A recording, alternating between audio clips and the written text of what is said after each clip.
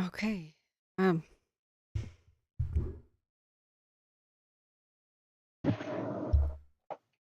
okay, Okay, friends. friends. Hope Hope we're we're live now. now. We figure Figure out out this this situation. situation here. We We've we've got got an a earthquake, earthquake, a a massive massive earthquake earthquake that that just struck struck Japan. Japan. I I was was just just going going to to get get on on and and say say hi, hi, friends. friends. I'm Very very very happy happy to to spend spend New New Year's Year's with with you, you, but but dang, dang, my my phone phone just just jingled. jingled, and I'd I'd set set it it up up for for earthquake earthquake detection detection due due to. to. Oops, sorry for the weird echo thing there.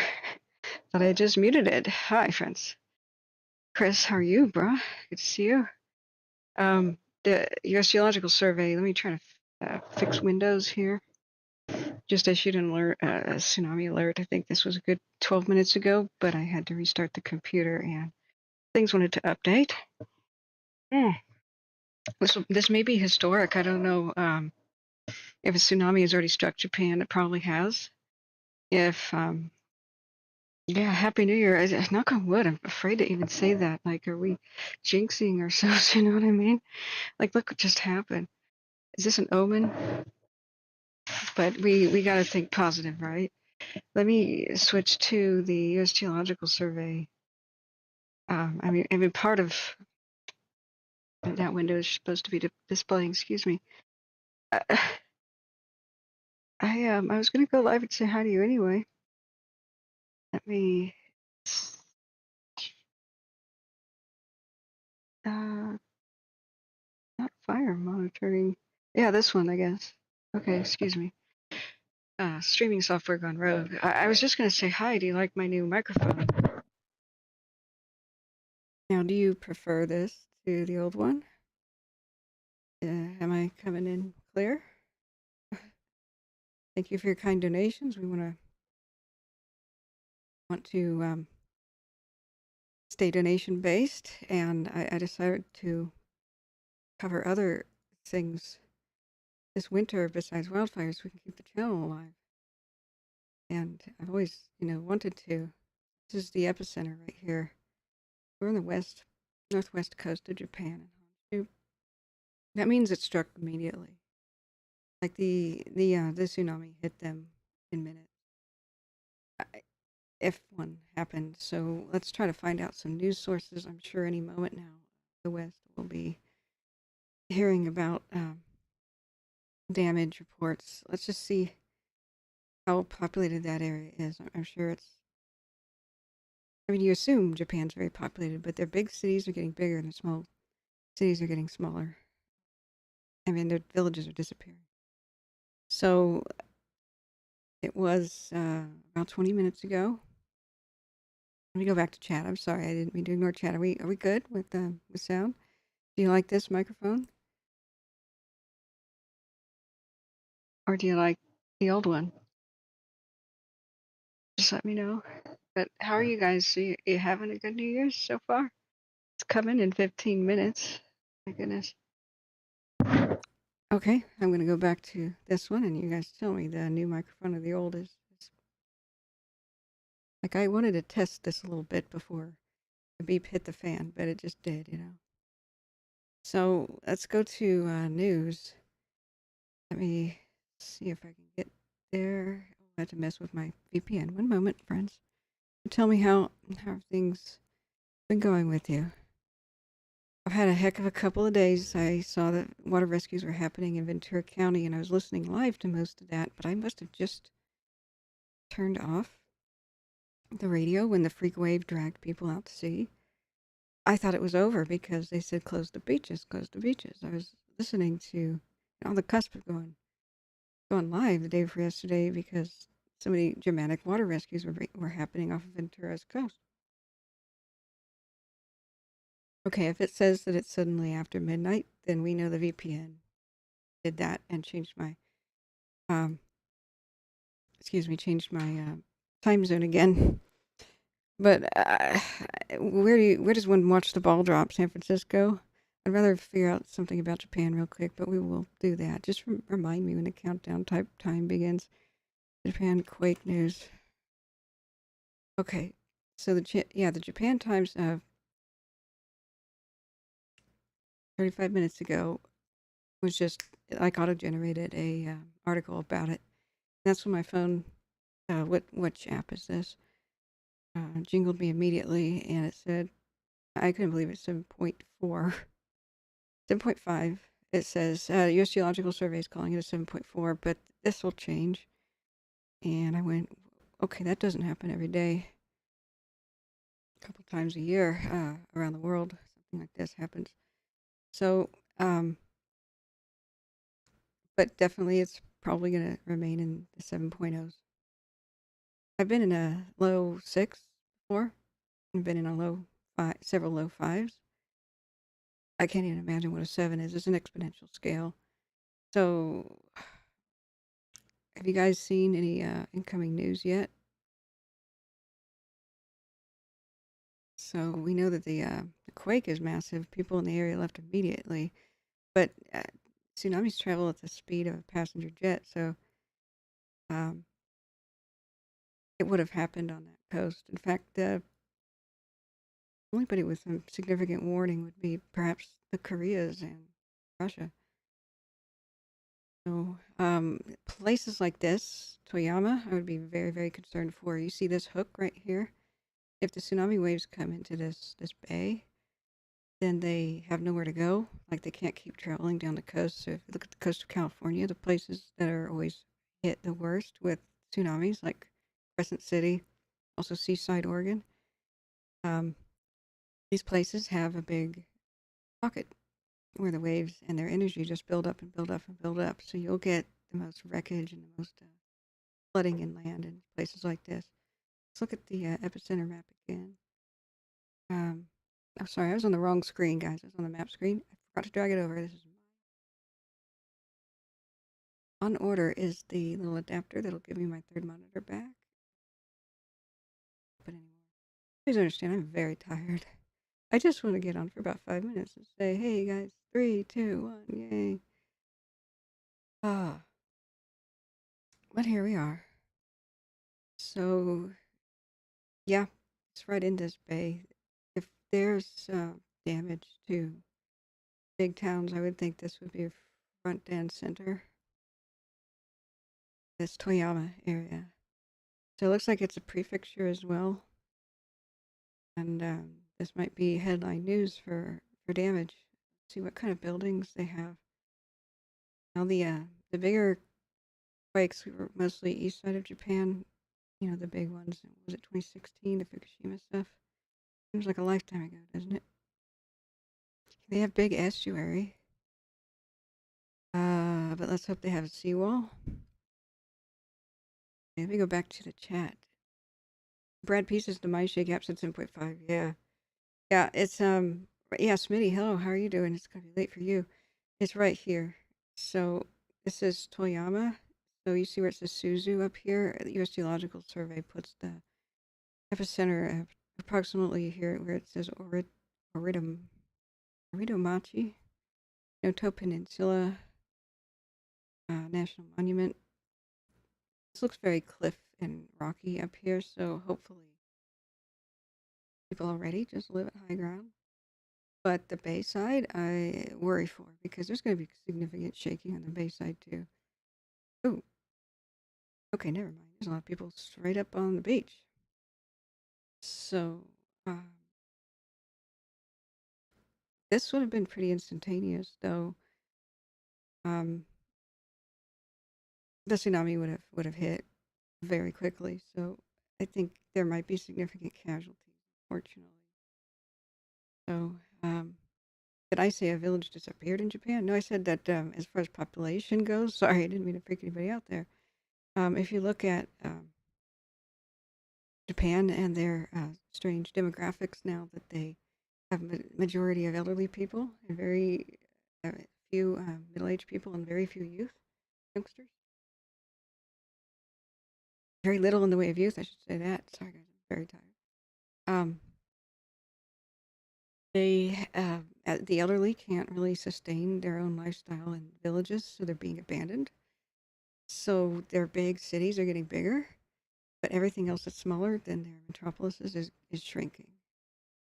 So I don't know how many of these, say, coastal villages are inhabited very well. I mean, there's lots of buildings, but there's a huge amount of abandoned buildings in Japan that are perfectly fine just because of their population. It's the opposite of ours, where housing crisis is happening. I mean, Tokyo rent is still insane because that's where, well, jobs are. But they're giving away nice houses like this, 3-story affairs, for pennies on the dollar for anybody who wants to buy them in many locales. So it's very difficult to say, like, oh, in America, we would assume most of these are inhabited buildings still. We'd be like, okay, these people, 300 folk are threatened. But like I said, this is what makes it very challenging to say that these people have been threatened, because this could have become like a seasonal kind of a tourist type situation, where maybe it's not even inhabited by that many people year round. I have no idea. But this is a significant city. It's Toyama, and it's got a river going in through it. Weird thing about this is rivers can flow backwards during quakes like this. It probably is flowing backwards. Let's see if we can get any sort of, I'm not sure if they would have webcams or anything, but any news, like, let's go on YouTube, friends. And we're getting close, 7 minutes to, what does YouTube think I watch? House of the Dragon. Yeah, I approve that one. Oh my God. Oh, dive talk. Okay, that's right. They had a scuba diver injury. I gotta check on that. Let's just go. Let's go to Japan Fake News Live. Well, let's just see. I think it's fair use if we go to one of their live broadcasts, because we won't be able to understand what they are saying. But hopefully they'll エリア give の us 方は直ちに海岸から離れ、高台へ避難するようにしてください。 images so we know what the まだ heck's 避 going 難 on. されてもう一つ書いていこうと思いお伝えしていきます。 Yeah. Okay. So here they started 先ほど covering it. 16時10 and I don't 分 have a 頃 timestamp 最大震度 here. 7の地震が発生した模様です。震源地は石川県能登地方、地震の規模を示すマグニチュードは 6.6、震源の深さは約 10km と推定されています。念のため海岸からは Sorry about that. I knew I should know better than to wear this with.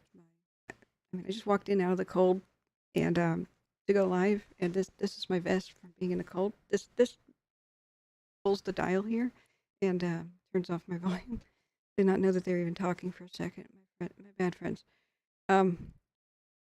So I have no idea what that is, but let's try a different Japanese channel. I'm sure the first images will start coming out. I don't know what else is threatened, such as Alaska. This is the west coast of Japan, so I wouldn't think too much.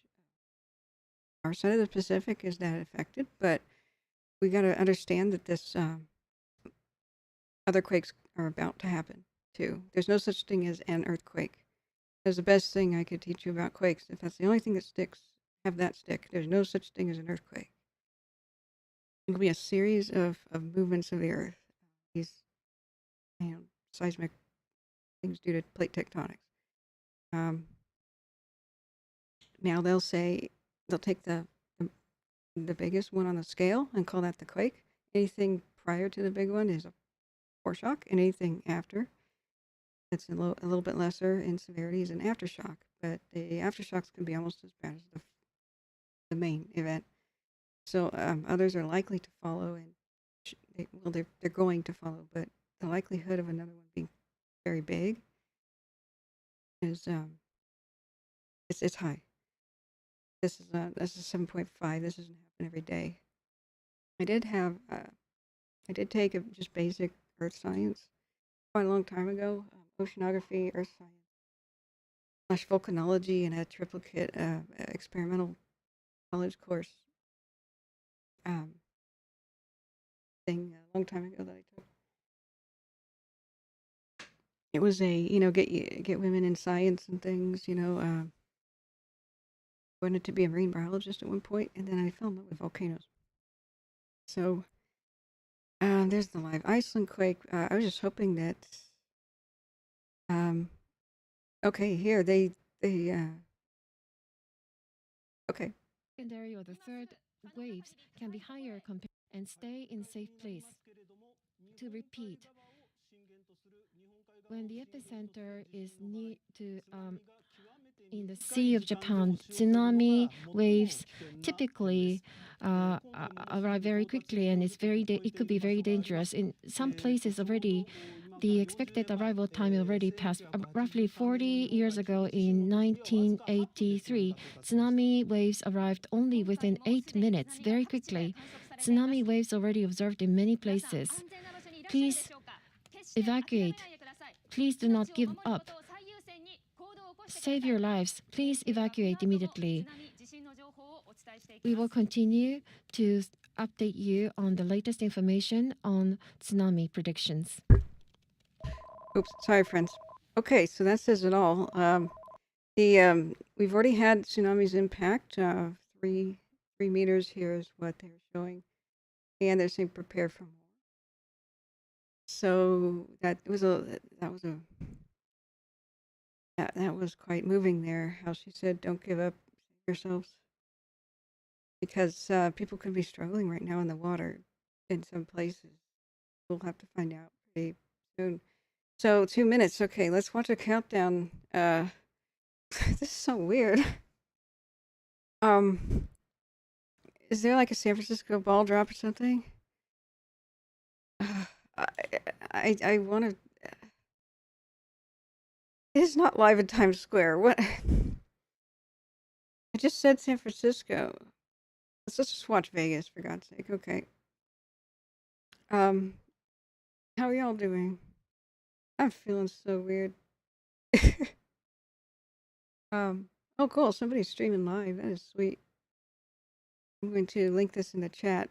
And I guess we're following something going on in Vegas. So I was going to get on. Thanks all who are with us now, and thanks everybody who've donated. We're barely alive right now as a channel due to the changes in the way YouTube thinks people should or should not make any money. Very grateful. If this channel has ever helped you, please share it, and very grateful for your kind donations. I will cover more things during the winter time, like the Ventura flooding the other day. I almost went live, but I've had a lot of serious stuff going on. But it's I hope this is not an omen for the new year. Okay, is it the countdown? Here it is. All right, we got some mixed numbers going on here. Yay! Who's gonna be first? We got 14 from Park MGM and 34. Yay! 4. Happy New Year! Bye, 2023s.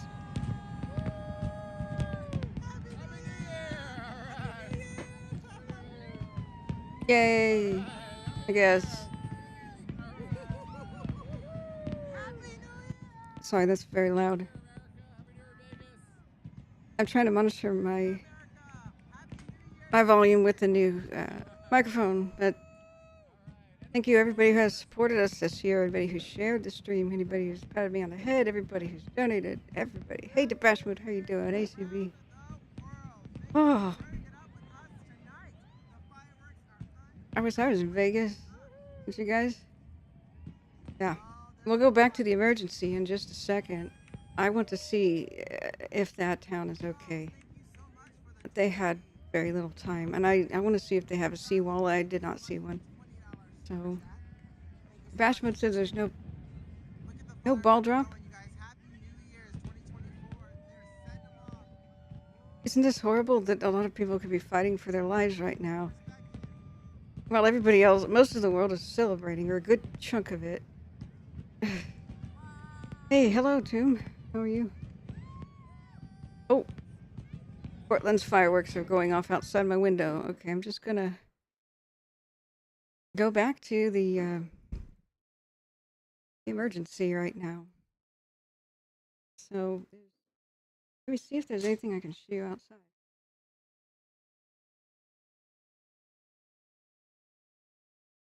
Not really. These are illegal ones that the neighbors are doing. Okay. I thought I was hearing Portland's official fireworks. I'm not even sure if they have any this year. It's a cold and miserable, foggy time right now. So far they had a 5-meter tsunami recorded at Noto at Ishikawa. So let's see where exactly that is. So 5 meters, 3 feet per meter roughly. 15-foot tall waves. So where's Noto?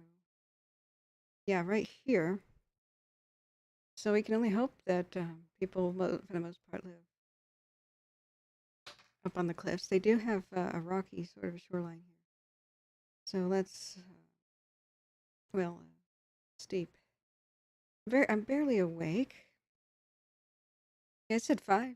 It said 5 for a minute in that particular area. That's at the epicenter. That's where this pink is on this map right here. Let me see if I can get this bigger. In fact, I'll full screen it. And we'll go back to watching a little bit more of Japan news. Let's unmute it and see if there's any reports of injuries or death yet. As well as Toyama City, also in Kashiwazaki City in Niigata, and Washizaki City on Sado Island in Niigata Prefecture. Also, tsunami has been observed at Nanao Port in Ishikawa Prefecture. Once again, tsunami has already reached the shores of the following areas: Wajima City in Ishikawa Prefecture, Toyama City, Kashiwazaki City in Niigata, Washizaki City on the island of Sado in Niigata Prefecture, as well as Nanao Port in Ishikawa Prefecture. A major tsunami warning has been issued for the Noto area in Ishikawa Prefecture. All residents living near the coast evacuate immediately, get to higher ground or more inland. Huge waves of at least 3 meters high are about to hit the coast. All residents must evacuate immediately. If you have no means of escape, head to the highest floor possible of a sturdy structure near you. People living near large waterways are also at high risk. Do not underestimate the situation, as conditions can turn catastrophic in an instant. Okay, well, let's keep looking for some Japanese news that might show by now. Anything that's here's Indian. Okay, we've got some images here, which I'm going to link into the chat so that you guys can see this for yourself. Hey, Photos Against Anxiety. This is very anxious, isn't it? I'll pin the post. Hey, fine, I will, Smitty. Thanks. If you guys want to donate to the channel so we could stay ad-free and we'll stay alive, this is the donation link for PayPal. It does not take 30% like YouTube does. How you doing, Photos? I hope you're having a good year. At least it's not 2023 is my new slogan for this year. So I'm going to pin this. What just happened?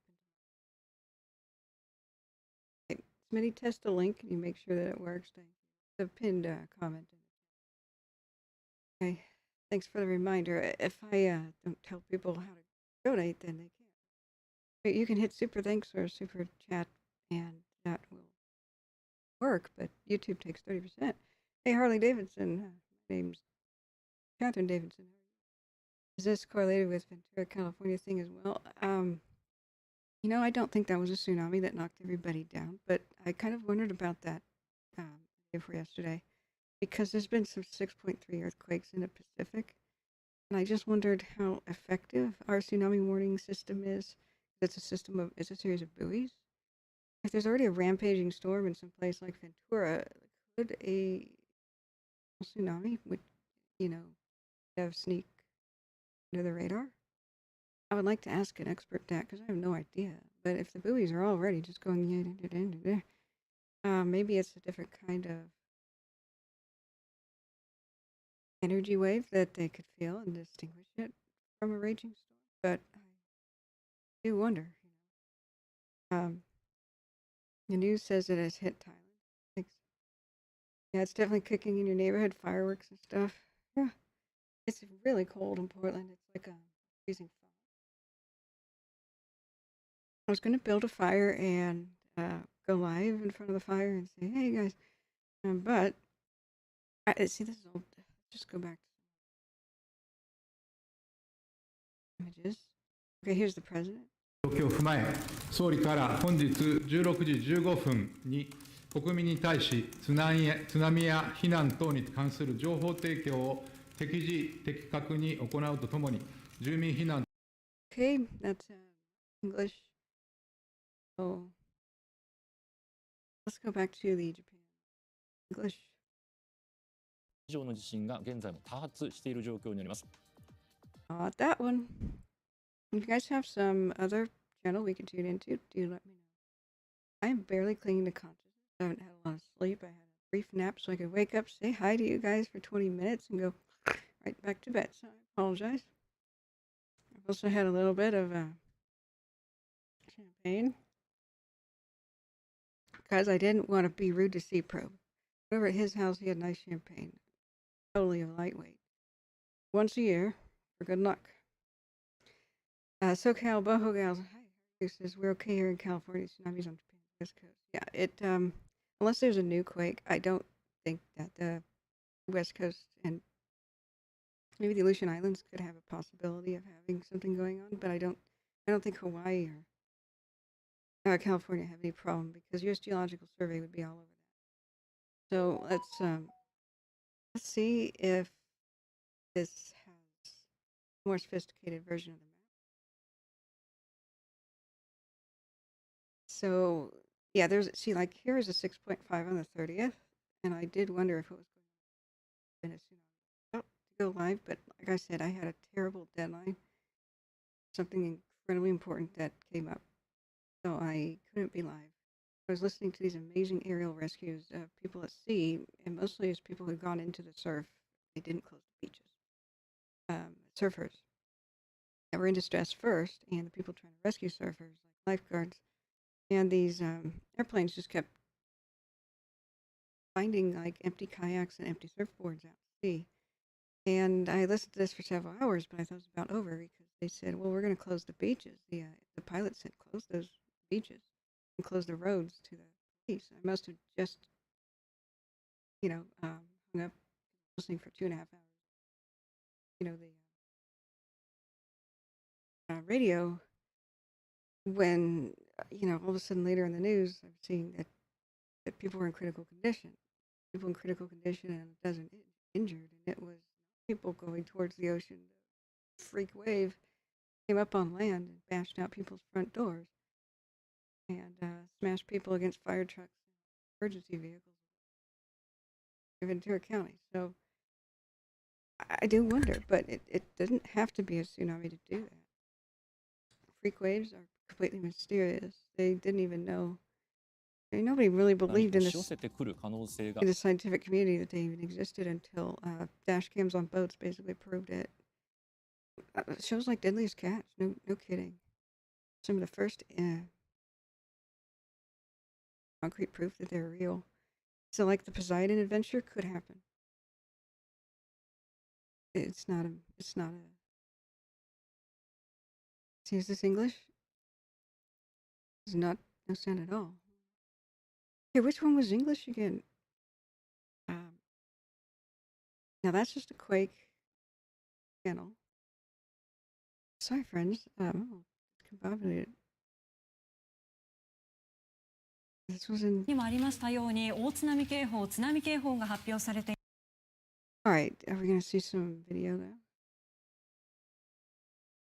Back.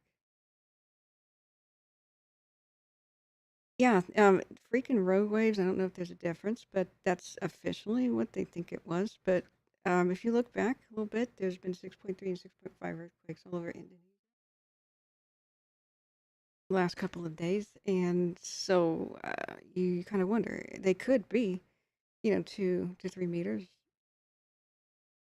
possibly, depends, and but I don't know. So yeah, Smitty says .gov has the event in purple level alert. Isn't that the highest? So I fixed the night mode version of this. So looks like we have 7.4 near the Honshu west coast of Japan, happening at 10:10 local time. Hawaii is not yet the 24th, but I think Japan's already. Excuse me, 2024. I think Hawaii is the last one, but Japan's one of the first. So this is a bad New Year's Day for them. Oh, thank you so much for a kind donation. Bash Mode, #1 supporter right now. You get some hearts. Thank you so much. Heart, heart, heart. You. So you're keeping food in the belly, and this is a whoopie pie. I've never had one before, but got this from a food cart in Portland. These are not very good, but I got it thanks to you guys. I'm still donation based for the time being. YouTube, you can't make me change. Okay. NHK World Japan. Okay, let's look for that news channel. NHK World Japan is NHK and okay, these guys. City, the height is reported to be higher than 1.2 meters. No detailed information is available how high the waves were, so it was higher than 1.2 meters. Wajima City, currently the waves of higher than 1.2 meter is observed, but the expected possible height is around 5 meters, so much higher waves are still possible in Noto region. Okay, so it's not a video of it? Okay. So SoCal Boho Girl says, yeah, that was a rogue wave on Seward Avenue in Ventura. I was there yesterday. Yikes. Glad you made it back, Exile. It is prone to those type of waves. The hotel has its windows blown out before. Yeah. But the what bothers me about Ventura County is here they scramble a whole bunch of airplanes. They get a whole bunch of pilots saying, look, there's people being dragged out to sea. There's missing surfers. There's missing kayakers. And extremely high waves, and some of the boats in Ventura County, they were trying to launch to go rescue these people, and they said the launches are underwater, and it's too violent for us to launch. So one of the pilots peels back away to Ventura, and he goes, I'll tell you, just go towards this neighborhood, and I'll tell you which street is flooded right now, and you can launch your rescue boat from the street. I was like, wow. So as soon as the pilots started saying, finally close the beaches, I mean, there were lifeguards on duty. I don't know if this is exactly Ventura, the town, or just the county, but there was a lifeguard on duty who went missing for a bit because he went after a surfer. I was a pins and needles biting my fingernails off. Is the lifeguard okay? And then he went home after successfully rescuing the surfer, and dispatch finally said, yeah, he called him at home. He's fine. He just heard the beach was closed and went home. So that's quite a thing. But they didn't say anything about a freak wave. I must stop listening to the radio just after that. I thought as soon as the beach closed, there would be no more rescues. Or was I wrong? So we just can't have an ordinary day, can we? Ventura County. Yeah, it cannot. Let's see. It's got to be some sort of a new record. Ventura County was hit by a hurricane this year. Wildfire. With immediate flash floods 14 days later in December. And then it had a freak wave event. I mean, tsunami today would just be like the cherry on top of their little cake of God putting his finger of doom like on one spot and said, "This, I'm sorry, this one's due." then kind of forgetting it's there for a while. Yeah, I do hope everybody in Japan's okay too. What a way to start the New Year's. Here is a hoping for actual. Let's go back and look for. I have no idea why Japan Quake News Live World Japan puts this in front of us. Something about an Indian gynecologist or oncologist. Excuse me. But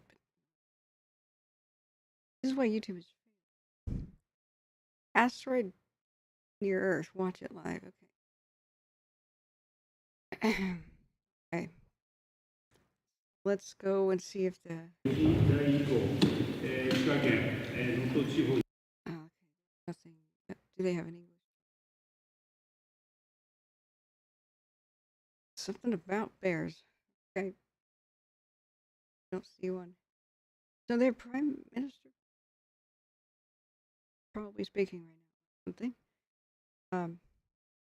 So Kyle Boho girl says, yeah, prayers for Japan. Our thoughts and prayers are with you, Japan. This is kind of an eerie deja vu. A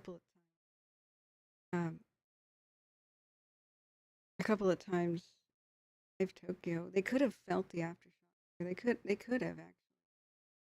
If we rewound, there could be the swaying of stuff in Tokyo. You know what? Live been awesome. Down is this. Noto.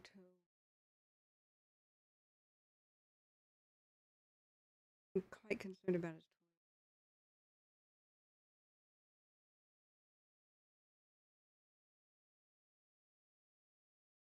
his webcam. I don't know if one would have stayed up and running. Here it is, the city. Oh, okay. Here's a YouTube video. Dusk. All right. So the Quake campaign local time. Go back. Yeah, a 7.5 has got to have rocked the world here for them. Now, that's 3 hours ago. That's too late. Oh, wow. It shows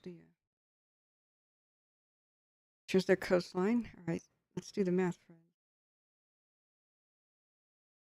Up here's the date. They don't have a live clock for their timestamps. They do 15, 20. Wait. Oh. Okay, it is a clock. Okay, so local time, Japan. Yeah, just now. Earthquake tracker. I need to know the exact time, friends. 3 hours. 1 hour ago. Really? Okay. All right, I'm barely awake. Bear with me, friends. Okay, so we'll go back to 1 hour and 3 minutes. Full screen it. I can't see chat right now. My apologies. And let me know if my volume is too big or small. Is that the shaking? Is that the shaking? Yeah, or is it wind?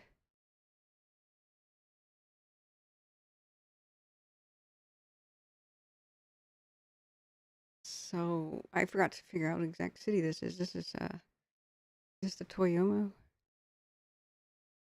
Excuse me.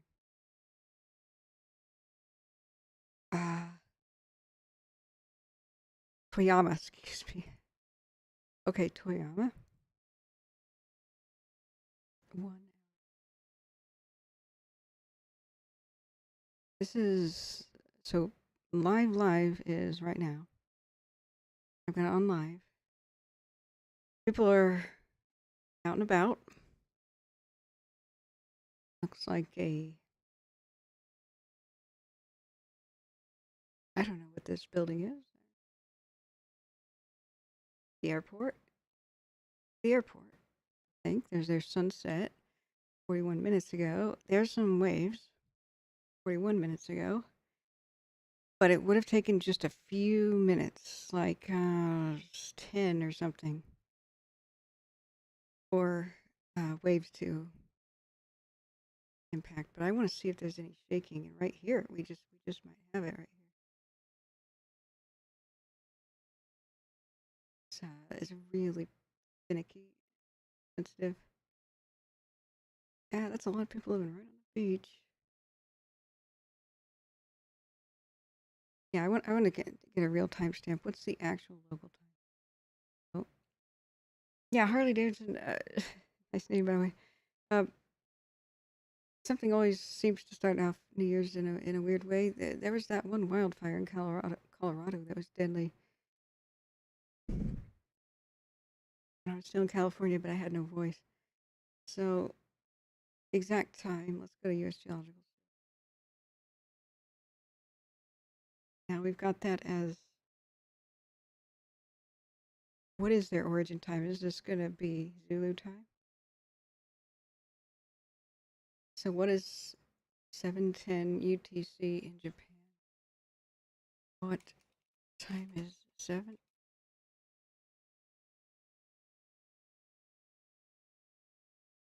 Okay. 4:10 p.m.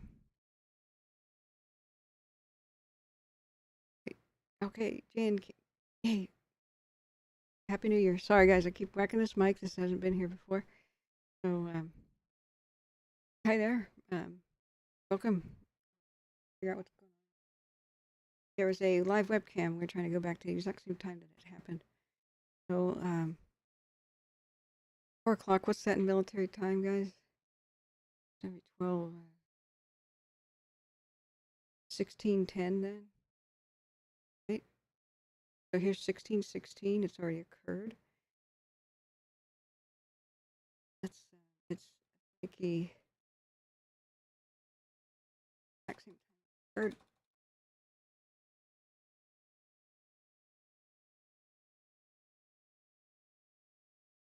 Back.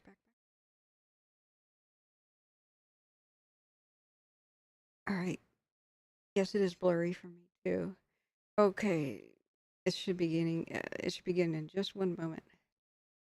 So here it is, 16:09. There's no seconds countdown, but we should. Here it is, full screen. We should see shaking any moment.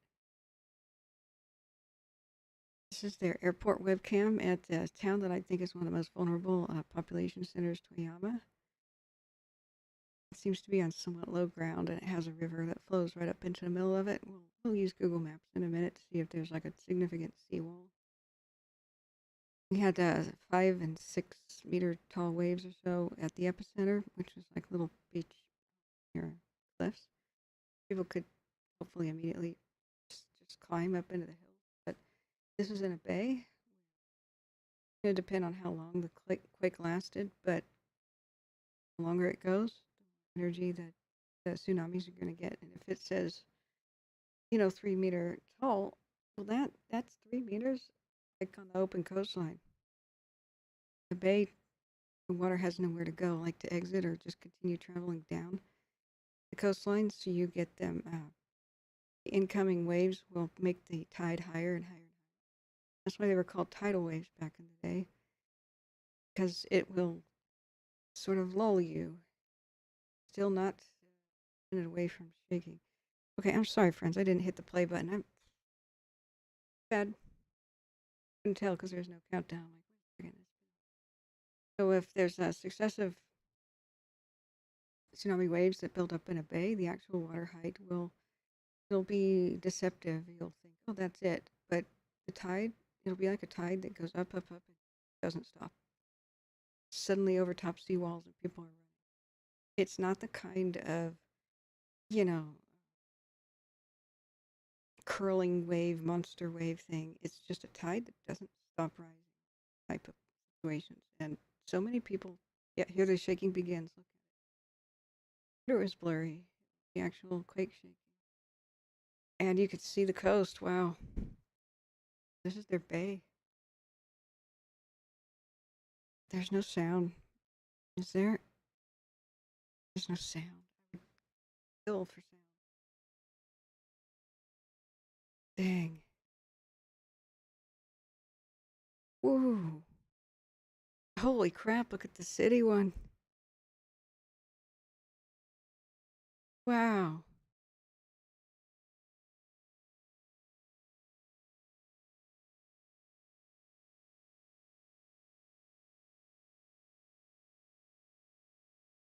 Mm.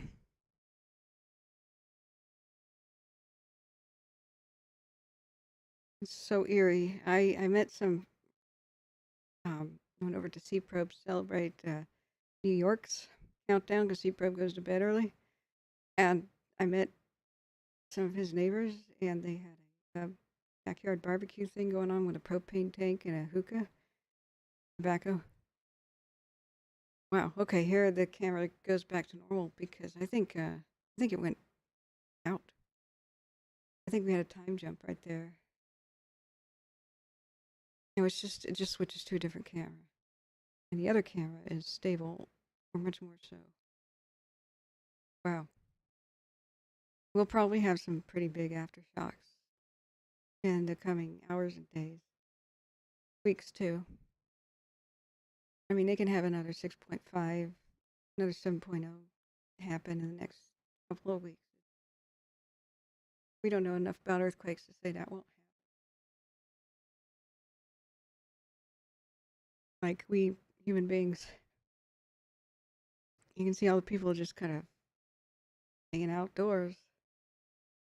If this were other countries with less strict building standards, you'd see piles of rubble where big buildings like this used to be. And that's one thing I must reiterate. I can't see chat, but I'll look at it in a second.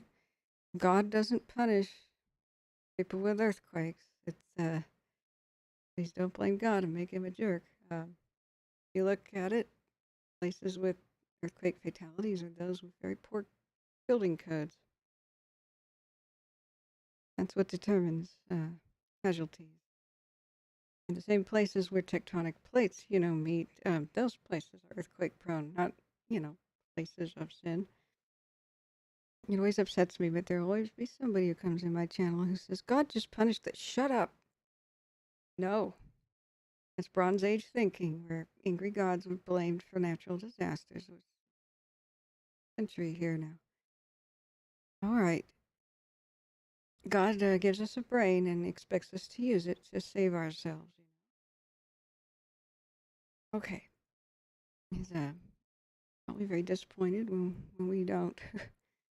But the Dav Cat says, thank you for saying that.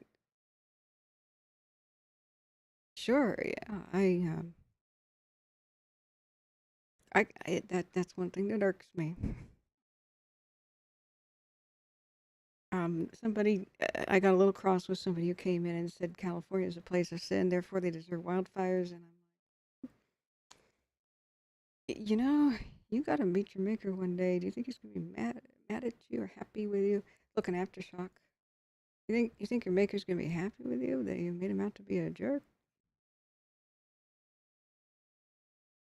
See, this is an aftershock. It's not wind.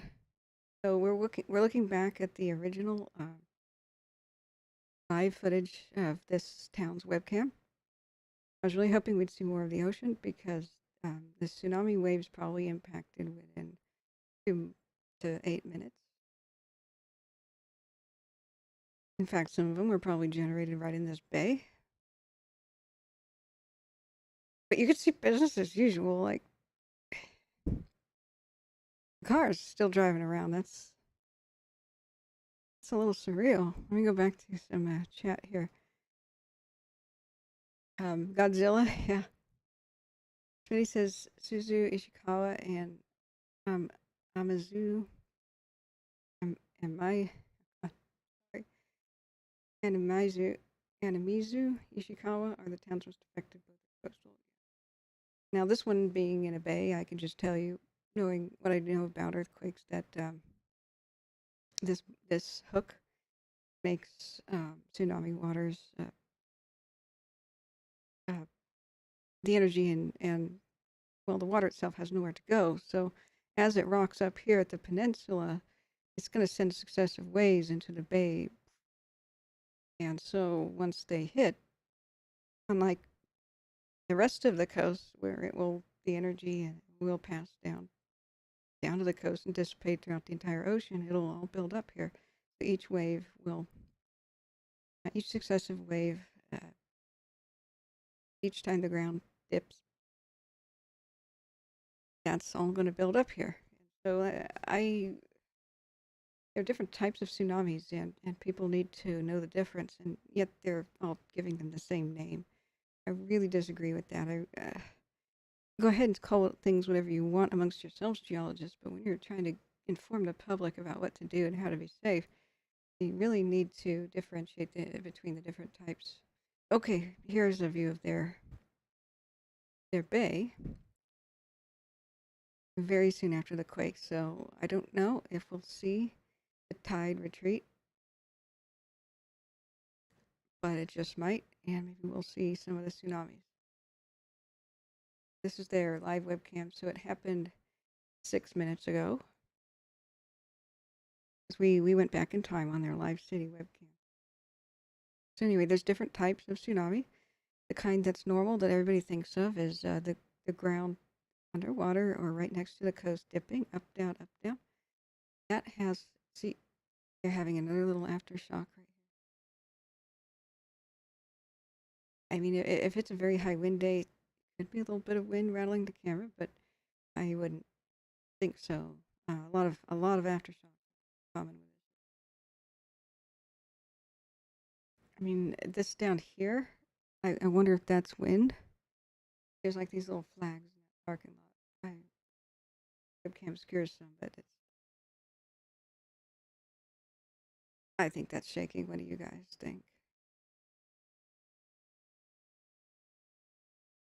Wow.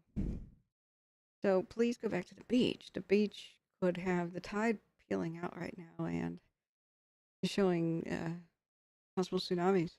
I tell you what I would do is I'd be one of these people right here, just chilling in the open areas where it's safe. So anyway, the types of tsunamis, that the normal kind that's generated by the quake, the up-down motion, that has, because of the laws of physics, a maximum wave height of approximately 90 to 100 feet, maybe a little bit more than that tall. But there's a different type of tsunami, which is, I would call that a thing that's just the up-down tidal wave. Because it comes in like a tide. People expect a big, giant, curling monster wave, and so they don't run because they don't see it. They don't know that the tide's coming, and it's not going to stop. It's going to keep coming in, and until it goes over walls and people, and picks up cars and throws boats into the city. And they go, oh crap. And by the time you realize that, it's too late.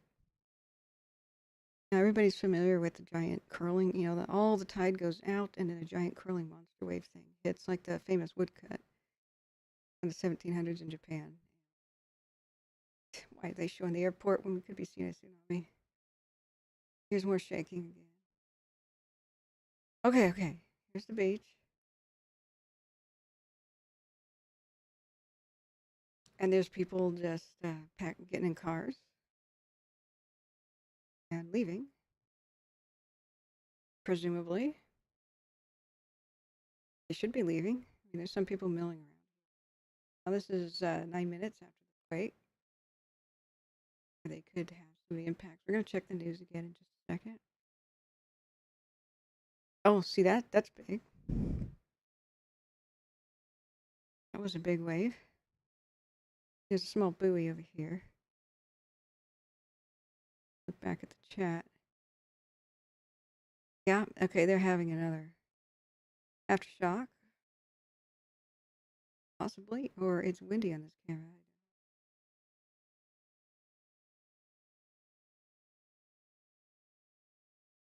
Wind tends to be pretty consistent, though, and this is not consistent. It's varying with its intensity and its beginning and its stopping. Which, if you look at U.S. Geological Survey, they'll have a list of aftershocks. This one was around 1620. Let's look at U.S. Geological Survey. Refresh. What I would love to see is tsunami threat canceled. Okay, so a 0.3 to a 1 meter tsunami warning was issued for the Democratic People's Republic of Korea and also for Russia. So, this is not going to be a complete listing of the earthquakes. That would be more like on my earthquake app. This is only the ones where they issue an actual tsunami warning. You can see most of these are,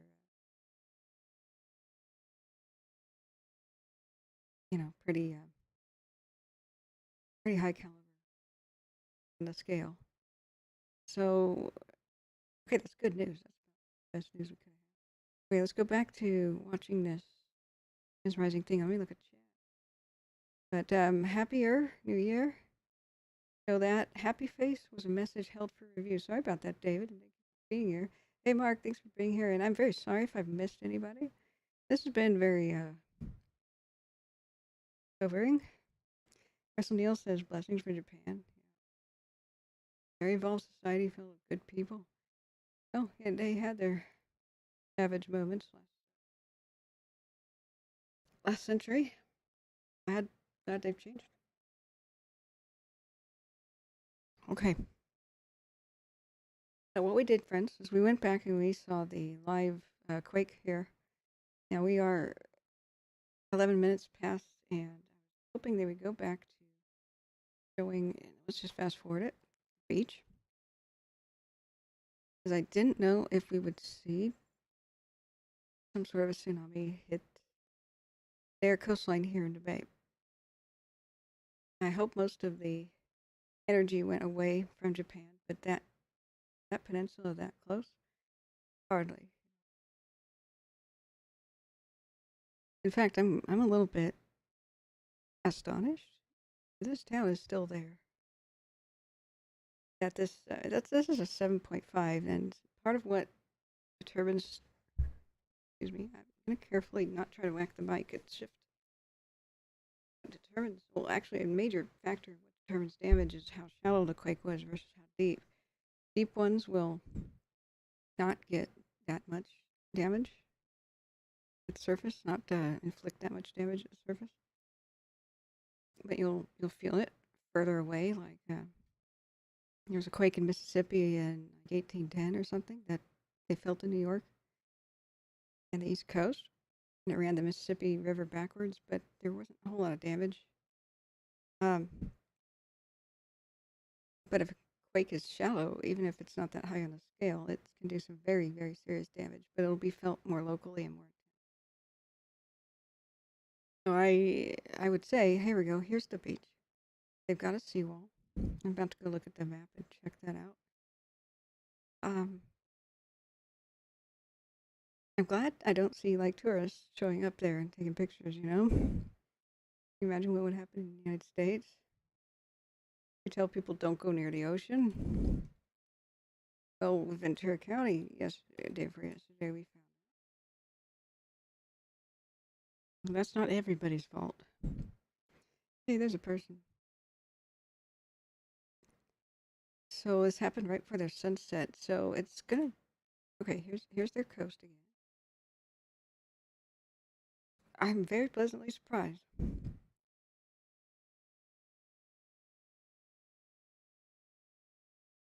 Nobody dies here. That'll be something. 7.5 without death. In fact, that would be a great omen to start the new year, wouldn't it, friends? And thank you so much, Smitty, to remind people to donate there. Yeah, Smart World Life isn't a still but sad, but you know what? Maybe I don't want to.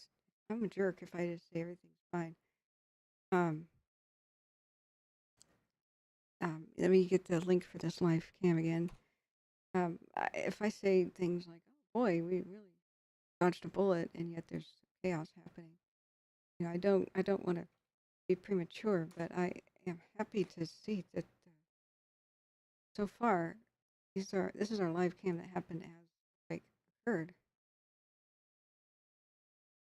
Okay, we're back to the coast. This is it. We'll look back at the news in a minute too, and we're just waiting for the inevitable people's security cam footage and dash cams to come out.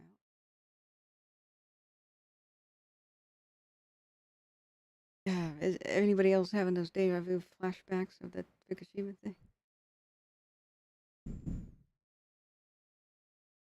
Some of that was.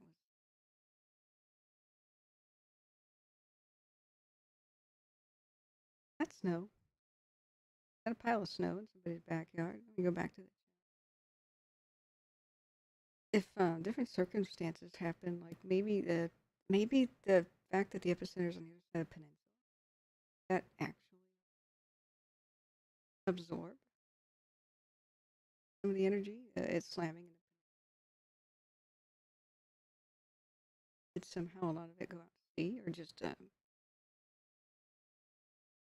south away from the bay? That would. Let's go back and fast. What a lovely sunset. Okay, here we go. Yeah, that's very high surf underneath their little bridge there. The river may be going backward. At least there's breakers. I assume that would be the river. Let's look at the map. Just what are you doing driving on that road, dude? It was so horrible to watch the live news copters during Fukushima and then seeing the wave come in. Not just Fukushima Prefecture, but elsewhere. And see those people in their cars. Wave just.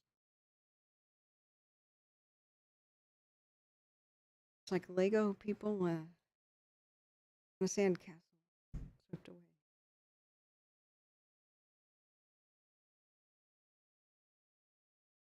It's back to their ocean. This is it.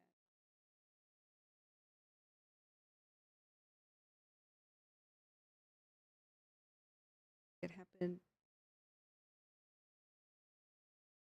I don't remember numbers very well. So it's about half an hour later. It's kind of 16:10 local time.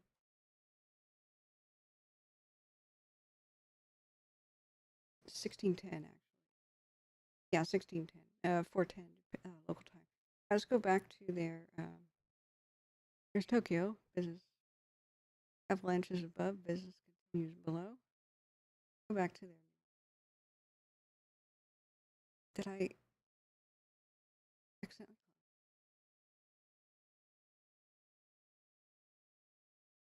Again? This was English. And from the TV, to repeat, in Toyama Prefecture, the earthquake of intensity upper 5 is registered. Toyama City, Takaoka City, Takaoka City, Hime City, Oya City, intensity upper 5 is registered. And lower 5, Namekawa City, Kurobe City, Kamichi-machi, Tadayama-machi, Asahi-machi town registered. Now in Toyama Prefecture, so intensity of lower 5 and upper 5 are observed.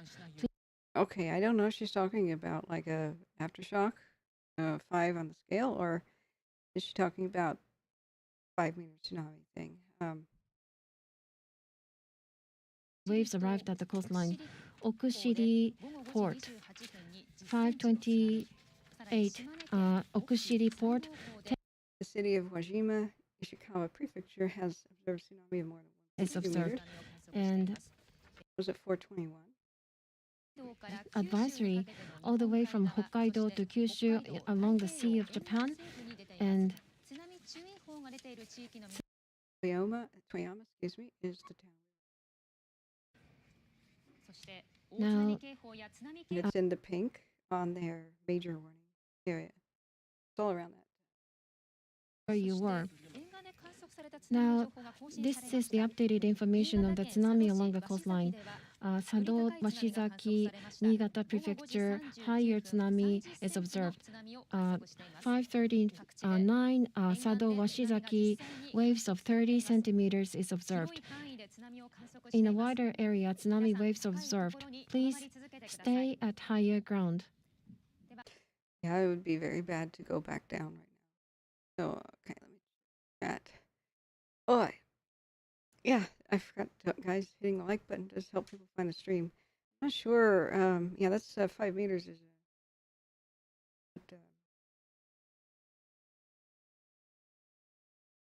16 feet almost, 15, 16 feet. So in a bay that can build up and build up much higher. Oh, so the 3 different types of tsunamis I wanted to explain to people is there's the up and down, up and down. Now, since everybody, I think it's a mistake to tell the public it's one word and it's different 3. Oh, don't call it a tidal wave anymore. Yes, you should, because a regular earthquake generates something that feels like it's a high tide. And now it's getting higher. High tide. Oh, that's another big wave. High tide. When's the tide not gonna stop coming in, man? Like it feels like a tide. People should be running for their lives, but they're not, unless they know. You have to really be kind of a seaman, somebody who lives on the coast, kind of know, because it's not an instinct. You know from others that the tide won't stop. It'll keep going, keep going, keep going. The longer the quake was, the higher the water is going to eventually rise, and especially places like bays. So that, I think, should be called the tidal wave, the way it behaves. Now, the about 100 feet is its maximum due to the laws of physics. A little bit higher than that, 115 in a bay. But then you have a much scarier 2 different types. One is a splash tsunami, which I'm just using that word because it's the best way to describe it. You have like Valdez, Alaska, the 60s, I think it was either 63 or 1960. Huge, like 9-point quake, I believe, in Alaska. Near Anchorage, tore up Anchorage, generated a tsunami that hit Hawaii, hit Seaside, Oregon, and killed people, and then hit Crescent City, California, and killed people. So people forget about that, but Valdez was erased off the map because it was this Alaska town, I'll show you on the map, that was in a bay, and it experienced a splash tsunami. So they relocated the town because they identified it after it got wiped out. That was going to get wiped out again due to the geographic reasons for this to occur. So you can see Anchorage is about right here. Sorry, the words are very, very tiny. And Valdez is not too far east of it. It's like a system of fjords here. So what happened was this cliff here caved into the bay, just a massive landslide due to the quake. And this caused a splash tsunami. And that tsunami was incredible. It picked up a cargo ship, medium-sized cargo ship, 60s, picked it up and threw it into the town, which was over here. See the old grids of the streets of the town that used to be here. I mean, a lot of it just washed out to sea, along with much of the population.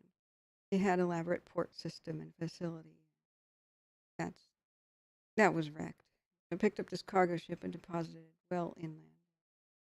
It was a high population. High percent of the population was lost due to the classic-looking monster, gigantic wave that is generated by a splash type of tsunami. So there is no limit to wave height other than the amount of water displaced by a splash tsunami. So that's when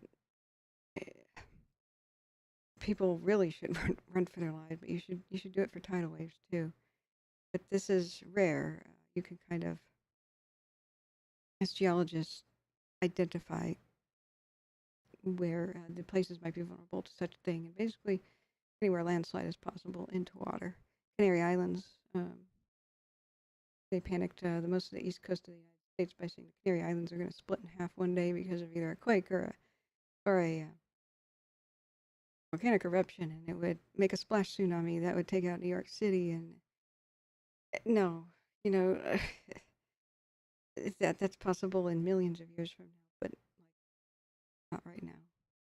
But just, you know, the ground people in reality, you've got to understand the different types of tsunami impact. So, and here, the only thing to do is relocate the town, the non-vulnerable side. It's no longer opposite a cliff that can collapse and splash into the bay. So the third type of tsunami is similar to a splash tsunami, has probably an unlimited wave height too, but I'm not sure as far as water displacement is concerned. And that happened, it was confirmed during the Fukushima event that one of the towns in Japan submerged and got whacked a lot harder than the others. And yes, it was in a bay, but that didn't explain it all because the wave height exceeded 15 feet. And that's not possible for the just kind of the up and down, undulating, normal tidal wave type. So they didn't have a splash either. They didn't have an obvious chunk of a cliff fall off or something. So at this point, it starts to be dusk. I was hoping we would get some actual go on Twitter because copyright problems. But then again, I don't care anymore. I want to see what happened and if there's any populations doing all right. So anyway, the point is that it's a very, very good. I was astonished, and it shocked the entire world of geology because what they experienced in that particular little bay was an underwater cliff collapsing, and that underwater avalanche generated a gigantic tsunami that far exceeded what they had ever planned for and just broke down, completely ignored their seawalls, and caused a lot of death and destruction. That's the three different types. Now, one earthquake and one tsunami can cause a cascading effect. Like that cliff was probably, underwater cliff was kind of loose, and it loosened even more with the initial shaking of the quake probably. And then when the tsunami came by, it went into the bay and gave way, and nobody could see it because it happened. So I hope this prompted action around the world. Go back to their news of looking at coastal communities in a different way, Like, and seeing if they can monitor. Like you could probably put little probes in any bay that underwater avalanche like that, and just if the ground starts shifting, that they could tell people to get to much higher ground than usual. Because that's the problem. The mass fatality event happened there because people went to where they thought they should be. They have drills, you know. They have like school drills for tsunami stuff, and then the waves overtopped that safe zone. So we would be smart right now if places like San Francisco Bay or anywhere else that could have underwater tsunamis, big ones.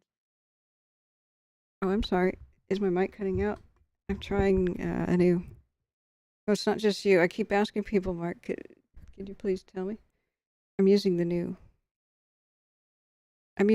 microphone. The one that looks like Elvis Presley used it. Is this better? Kevin McGinn says, hello, first time here, folks. Great, seems a great channel. Thanks for dropping in, Kevin. I don't usually do seismic things. It's usually wildfires, but I know enough about quakes and tsunamis to be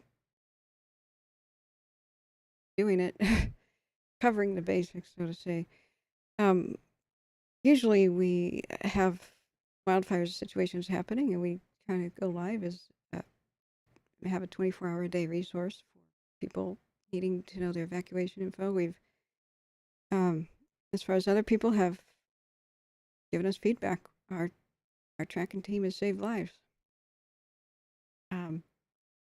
There's something terribly wrong with the current system where governments evacuate towns with wildfires racing right towards them way too late. Hellfire in municipalities.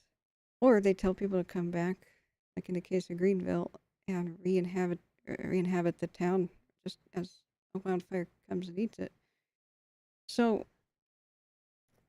we have the luxury of just being able to tell people this is plainly obvious that wildfire is coming, get out of its way, without the strange red tape that seems to be holding back officials from giving people timely wildfire evacuation notice.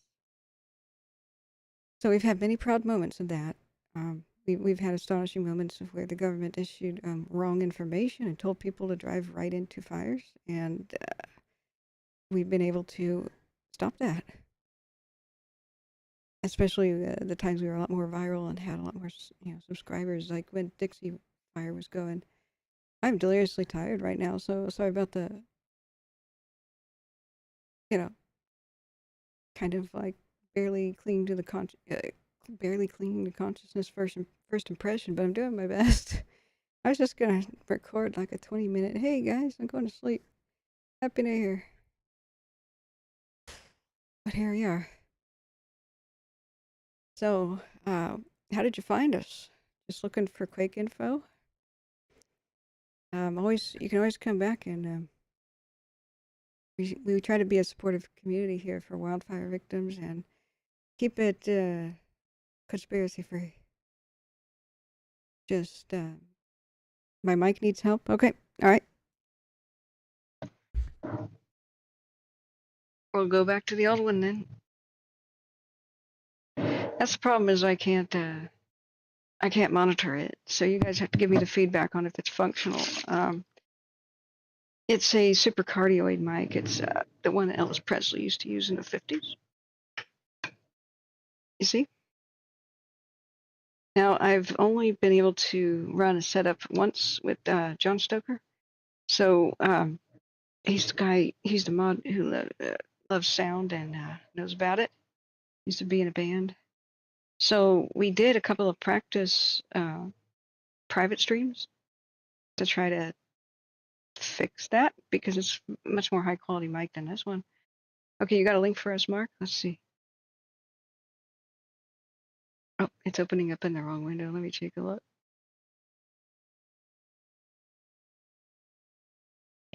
Yeah, okay, TikTok. Let's check it out. Wow, it's a river running backwards. Where is it? Where is this being filmed? I'm really astonished that we're not having massive damage reports and deaths. This is a 7.5 of all. That's huge. This is huge. We should just find out. Thank you for the link. I'll check off screen now. Whoa. Yeah, see, they found the cams that we did. Shima, 40 centimeter of tsunami is observed. Hyogo, Toyoka, 30 centimeter tsunami higher than before. Aomori Prefecture, Fukaura, 30 centimeter tsunami is observed. And now the advisory is also issued. Maezuru Port, 449, 10 centimeter tsunami is Maizuru Port, 10 centimeter tsunami is observed. Hokuriku region, due to the earthquake, sea level is different from ordinary. Aha, fine print down there is what we need to pay attention to. Now, the Electric Power Company says no damage has been detected at the Ohi and Takahama nuclear power plants. Whew. Make it higher, so please do not let your guard down. Please continue to evacuate. Now, the information regarding damage due to the earthquake, Ishikawa Prefecture, due to the fire brigade, there are half collapsed house, people trapped inside in one house, and the report was made from the resident. the rescue effort is currently being carried out, and fire brigade is currently collecting information. And water pipe is collapsed in Tsubata Machi town. Currently, there is no information on injury. Kanazawa, next to Kanazawa City, Uchinadamachi Fire Brigade, there's a liquidation of road and also, but there's no injury related information so far. Toyama Prefecture, after the earthquake to the city hall, there are several reports on the collapsed buildings. Up to this, there's no report on injuries, but information is being still collected. Hime police station as of 4:30 p.m. in several places inside the town. There are some cracks found in the road. And intensity upper 6 is registered in Wajima City, Ishikawa Prefecture. According to Wajima Hospital, there are people who broke their bones or injured their head. Several people are carried to the hospital. Currently, they are out of power. There's no electricity. And in the parking,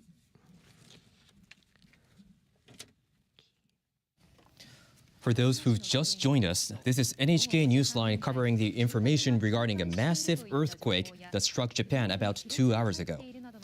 A massive magnitude 7.6 earthquake has struck Ishikawa Prefecture in central Japan along the Japan sea coast.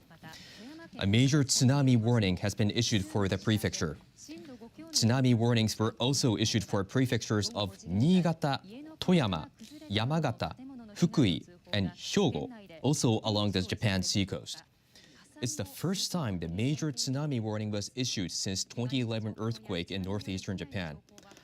The warning is issued when tsunami of 3 meters or more are expected. The city of Wajima in Ishikawa Prefecture has observed tsunami of more than 1.2 meters at 4:21 p.m. on Monday following the quake. That's about 1.5 hours ago.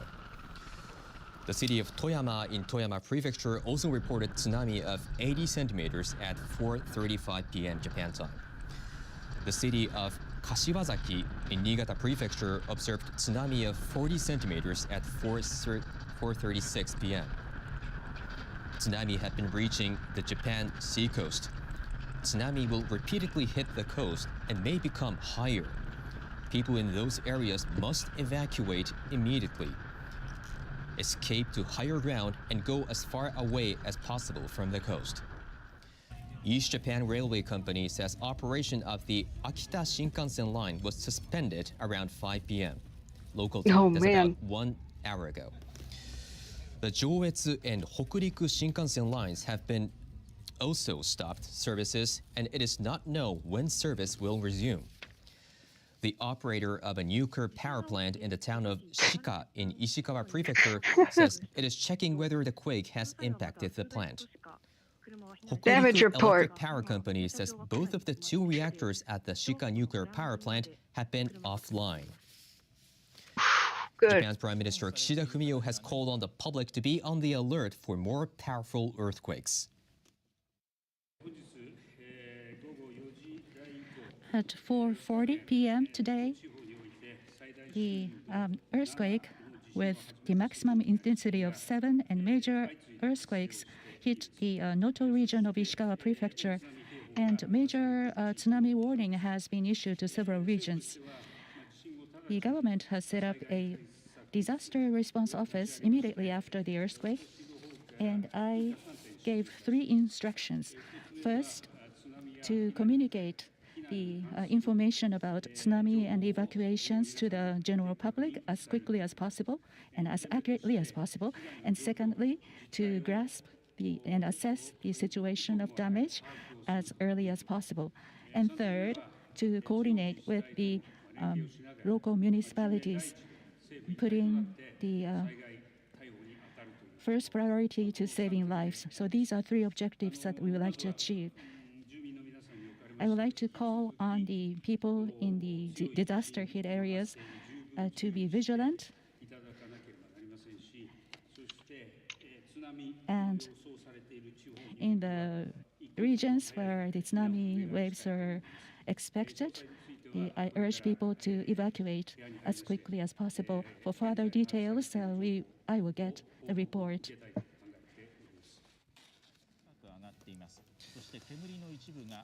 As we've been reporting, tsunami waves have already been observed in wide areas facing the Sea of Japan.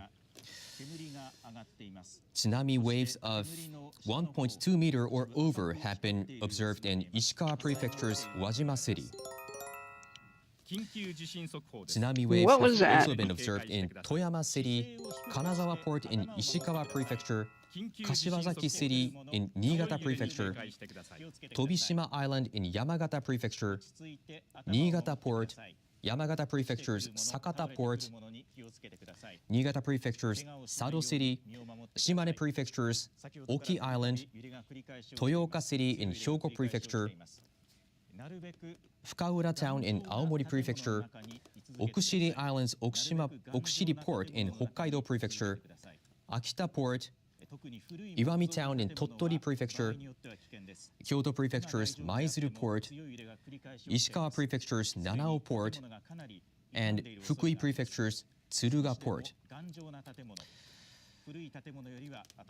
Tsunami waves have been observed in wide areas, but the waves can hit repeatedly and get stronger and higher. So please keep evacuating to higher ground and keep going as far as possible.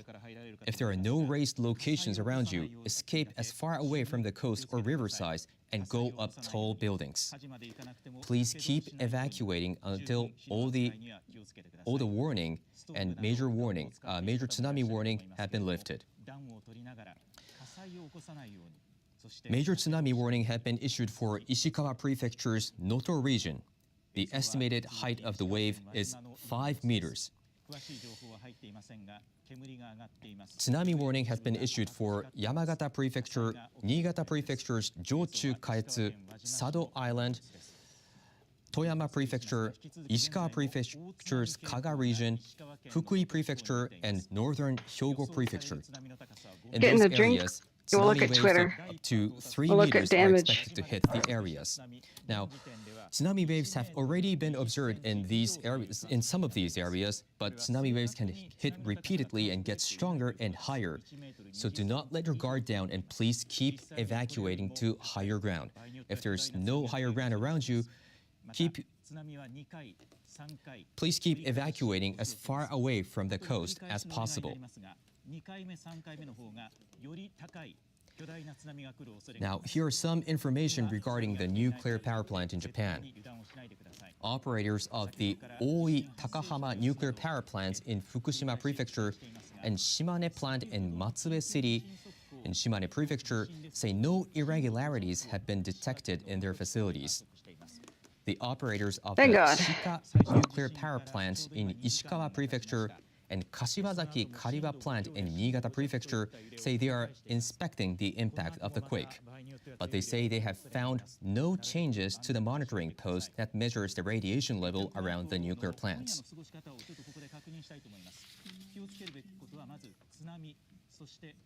Now we have an updated information regarding the traffic in Japan.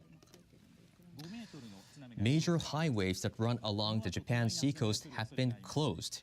As of 5 p.m. local time, that's about 1 hour ago. Those lines are Hokuriku, Tokai Hokuriku, Joshingetsu, Kangetsu, Bangetsu, and Nihonkai Tohokudo lines. In those areas, the highways have been closed. Now, for those who just joined us, this is NHK Newsline covering the information regarding a massive earthquake that struck Japan about 2 hours ago.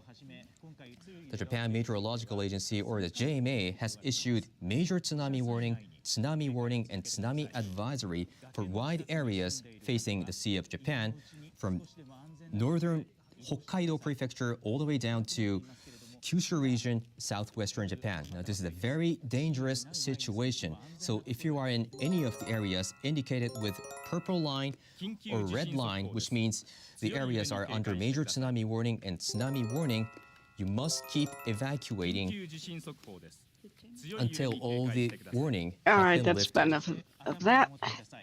Okay, it's time to look at the Twitter, guys. Sorry, I had to have to hydrate and keep my vitamins. So I got a superfood spirulina protein shake in the mixer back there.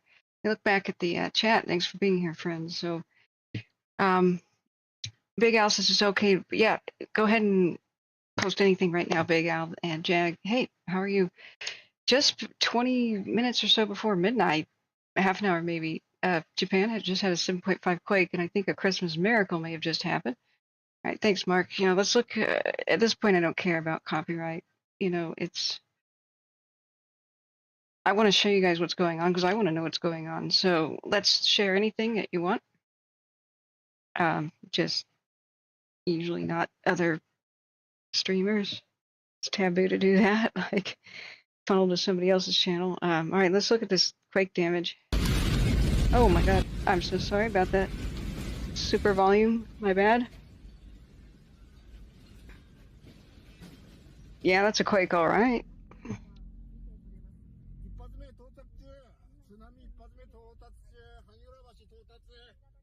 And that's a river flowing backwards. We've seen that one.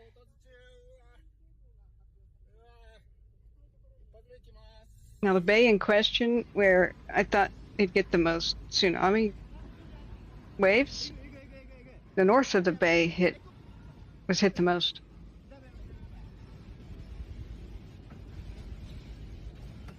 I wouldn't. No. If right next to the exit, get out of the building. If that's the exit, just leave, guys. Maybe it's above floor and they're not on the ground floor. In that case, yeah, sure, get under something. But really, the best course of action in a quake is to get the heck out of the building. Just make sure debris isn't falling like right outside the door. But if that's the exit right there on the ground floor, take it. Don't shelter in place inside of a building if you really don't have to. That is your best outcome. Doorways are not, it's a myth. They are not the strongest place to shelter. It's actually a myth from California, where at a time when California's buildings were mostly made out of adobe, which is mud brick and manure basically, they got dry. Those would shake to the ground because they're terrible at quakes. It's like why the Middle East has so many problems. There's so many high fatalities. They use mud brick a lot. So what would be standing of these adobe structures were just the doorways because they were framed with wood. But that does not mean a doorway is the strongest part of a wall. That's the weak point because there's a hole in the wall where the door is. Your best bet is to get out unless it's not feasible. Just use your best judgment, but just don't sit there in doorways and stuff. Like that's what I did because that's what I learned as a kid. As soon as we moved to Oregon from California, we experienced a big Oregon quake. So here I am in my house, which is just flying off the walls dangerously, and I'm just sitting in my bedroom door. I should have been out of the house. It would have taken just a few more steps. But I just want to pop bubble, myths here. There's a lot of people that die because they remain in the building when we're steps away from safety. So let's see. I gotta go check on my smoothie mix drink thing. But I apologize. I'm on the verge of consciousness. Let's go to the Twitter. Oh, I have to sign in offline. Sorry, friends. So let's play this. Oh, is somebody talking? Hyogo Prefecture's tsunami warning has been issued to the western side of the Pacific in Hokkaido and Hokkaido Pacific side, the southern coast areas and the coastal area of Aomori, Akita, Kyoto, Tottori prefectures, Shimane prefecture, Izumo, Iwami areas, Oki, Yamaguchi prefecture, the Sea of Japan coast, Fukuoka Prefecture, Sea of Japan side, northern Saga and Ikitsushima. Regarding the observation of the tsunami, Okay, that's another streamer's competing channel, kind of, but I do see that there was a fire there. Thanks, Big Al. Yeah, we can go and try to find that now. Yeah, what a way to start the new year. If anybody doesn't know what happened, it may be a Christmas miracle. We've had no reports of serious injuries except for a couple of perhaps skull fractures from people falling. I mean, the towns are still there; they haven't been obliterated. So, yeah. Okay, Mark's got another YouTube link. Is this the same one from before? Yeah, it's the same one from before. Thanks, guys, for the links. Yeah, and that's okay, Big Al. That's no problem. I just don't want to linger on it, and because that's not nice to just restream somebody else's content without permission. You know what I'm saying? But that was a good. What we're looking for is the Ishikawa prefecture, and the place that was hit the worst. It looks like was the place that starts with the W. Let's see. This was not hit as hard like I assumed it would be. This Toyama, at least where they had the webcams, which seemed to be down here. We watched the quake occur live on their webcam just a little bit ago. I can rewind and show you webcams that were right around this portion of the town, and their beach cam looks over at this part of their bay. And I have not seen the waves breach. They said that it was less than a meter at this particular spot, which is very, very unusual. Because if the Wajima right here got the brunt of it, but the quake epicenter was right here. So you could see probably the not full force, but a lot of the force may have just run. Yeah, and that's the same problem. It can't run the length of the coastline and dissipate its energy. It gets stuck here because this is that curl right here. This is the pocket that captures the energy. If the energy could just continue going down the coast, then you get one impactful event.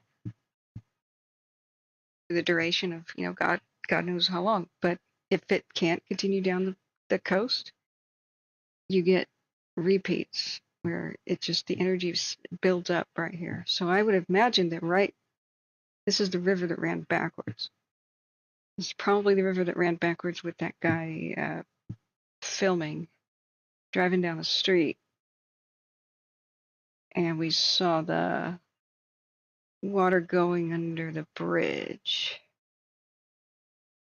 Yeah, I didn't see a bridge like that, but I wonder if this would qualify for like something like that happening. It's a busy fishing port, it looks like. They've got customers. This is active. How long ago? Yeah, this is October 2023 imagery. Okay, let's go back and I have to check on my drink, and we'll see if we can get some more. You guys check Twitter and stuff. I'm gonna log into Twitter off stream here, then we'll see some. Hey Abu and Derek, Year the Dragon. Is it the Year the Dragon? Well, that'll be in February, right? That's the lunar calendar of China. It's still 2023 in China. So, yeah, it's I can't pronounce your squiggle name, but it says if there's an earthquake, you have to worry not only about strong shaking, but also the tsunamis and the fires. And I hope everybody is safe. Right. We know that there's big fires now. Wildcat says, could this be because of X flare somewhere headed our way? I don't think so at all. I don't think that anything in space affects seismic activity, just because I've never seen any compelling evidence for that. Mostly they've done a lot of groundbreaking kind of research on what causes like slip strike, especially quakes, and there's a system of lubrication in the tectonic plates and faults, and what happens is when the lubrication is gone, depleted, and then the plates are stuck and pressure builds, and when they finally give, you got your quake. So don't ask me what the lubrication is, but I'm not making this up. They use that word. I'm gonna check on my drink. I would like to know more about that, but they found this out by studying the one that has been actually generating some small quakes pretty recently. The one west of Oregon, Cascadia subduction zone. Cascadia subduction zone. Geez, subduction meaning where the Pacific plate is diving under the North American plate, going like down like this.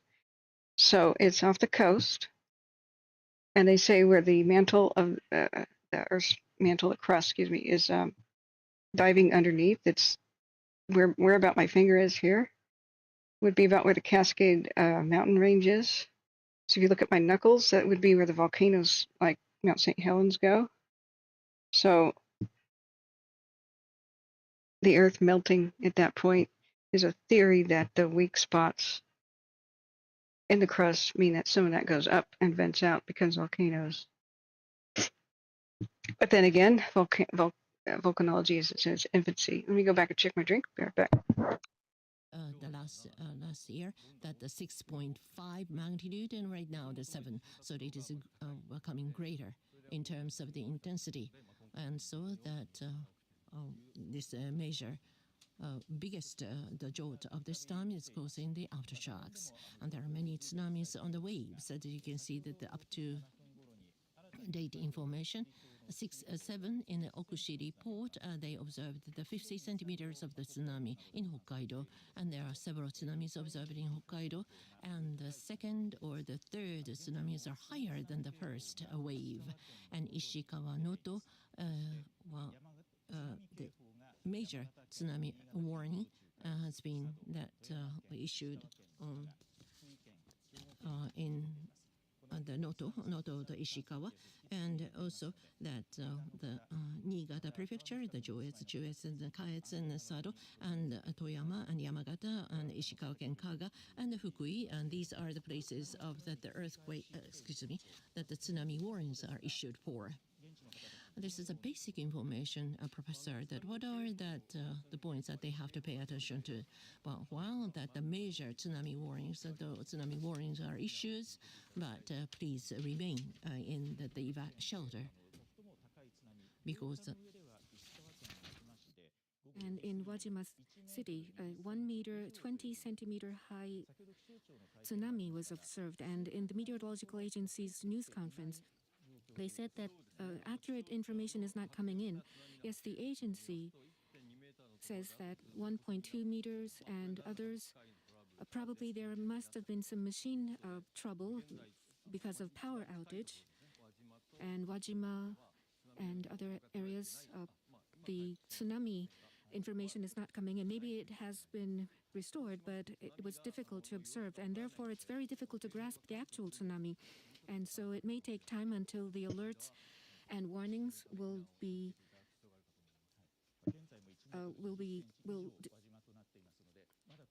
released, and the actual tsunami may be higher than the ones indicated on the screens. So the biggest tsunami in the areas where a large tsunami has been hit, accurate information is not being grasped. Yes, therefore you have to be on the alert. You must be. Okay. Whoopsie, I did not mean to go to a different thing here. I'm going to just say this. For a recap, 7.5 happened. I'm going to call it a Christmas miracle sort of thing, New Year's miracle, whatever you want to call it.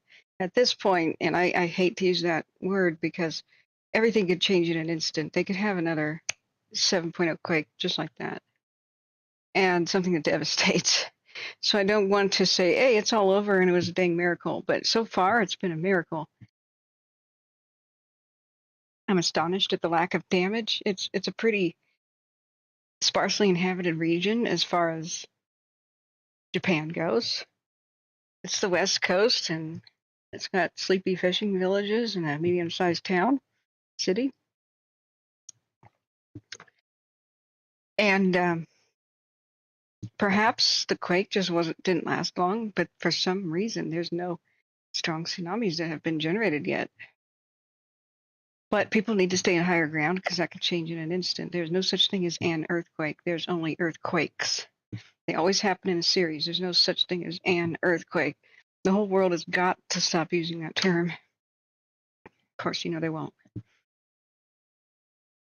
But when the press finally catches up with us and common sense, I'm hoping one day they'll stop saying the earthquake.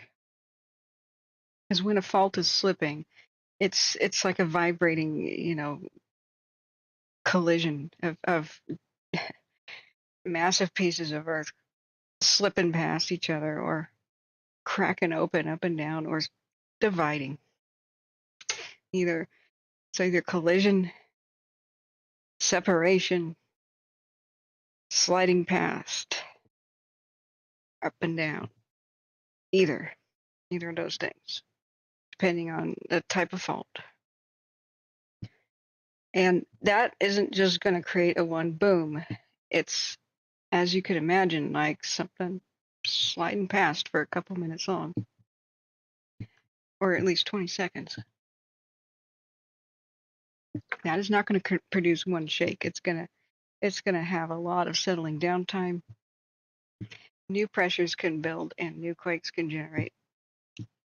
It doesn't just boom, snap your fingers, it's happened, it's over. But so far, for a 7.5 quake, this is astonishingly mild. But I can't breathe a sigh of relief yet. Yeah, it's very true that often the biggest is first, but that's not always the case. If another bigger one happens, they'll just call the biggest one the quake, and they'll call this one the foreshock. It's always a series. If you look at it on a graph, it'll be like this little squiggly mountain thing of the quakes over the next hours, minutes, days, weeks, and even years later, you can have an aftershock. Decades later, you can have an aftershock, they're saying, although I don't know how that works. But thanks, Far. Always keep your phone charged. Speaking of that, there's an earthquake app I think everybody should get to be, you can turn your phone into a early warning system for earthquakes. So let me see which earthquake app that is. I had this idea back when I was in college, but didn't have the ability to make this, happen. It's called Earthquake Network. I have it for Android, but I had the idea of, earthquakes will travel along the fault like a train. The fault is the train tracks. So, like when 1906 quake in Loma Prieta in 89, San Francisco Bay Area.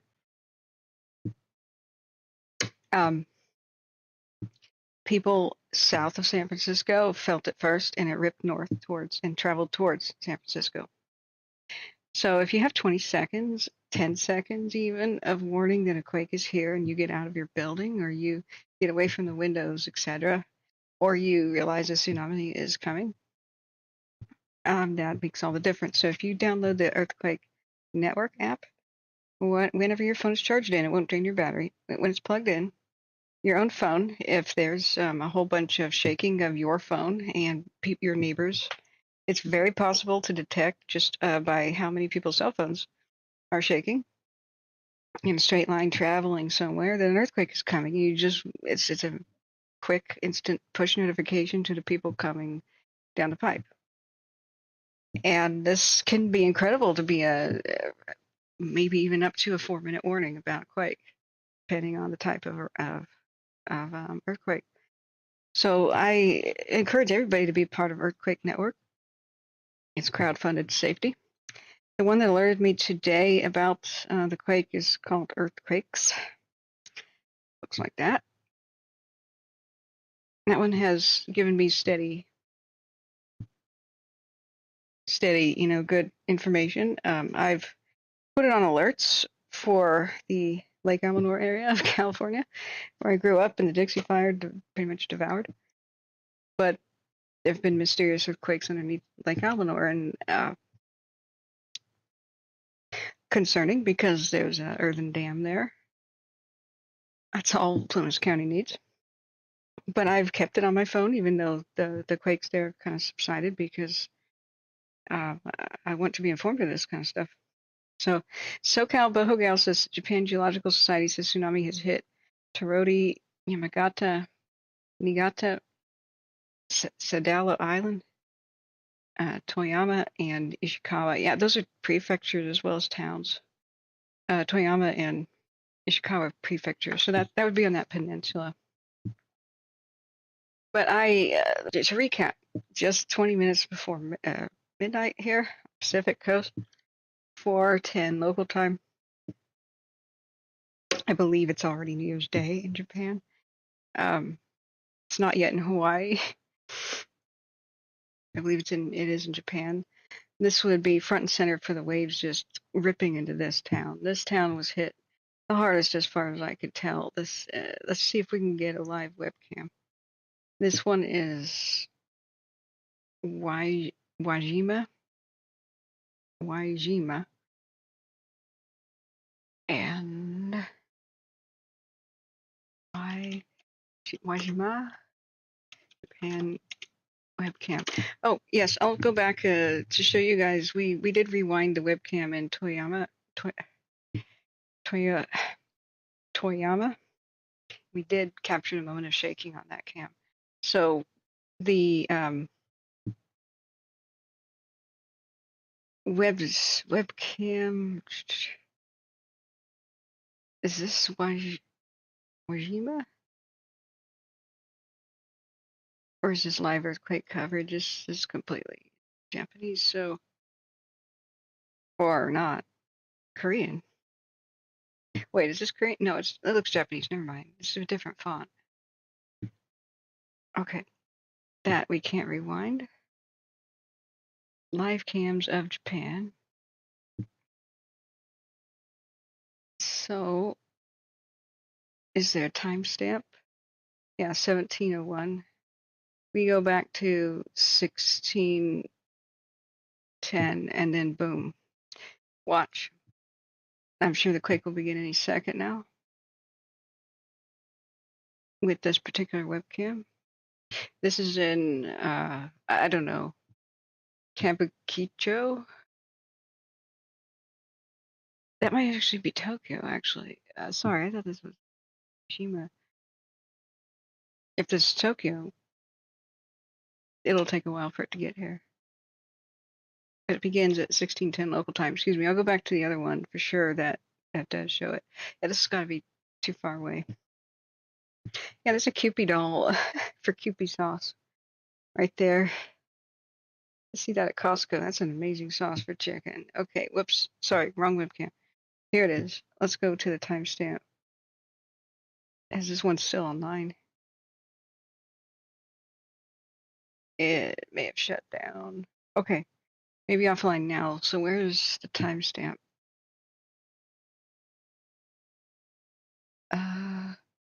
There are none.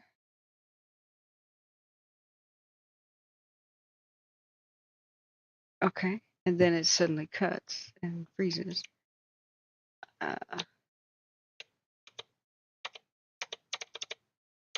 We just can't know.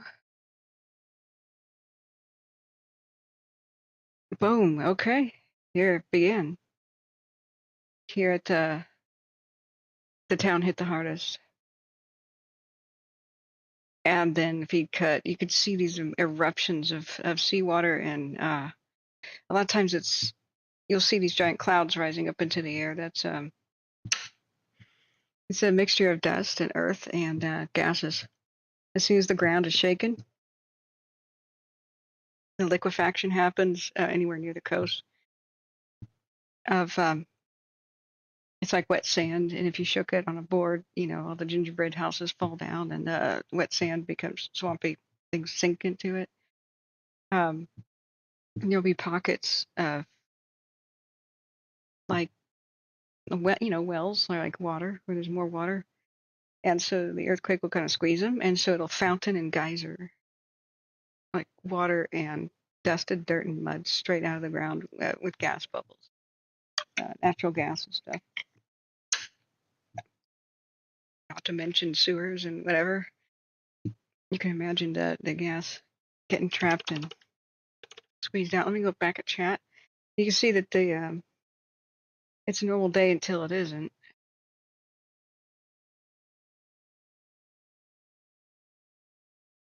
I'm gonna watch this again.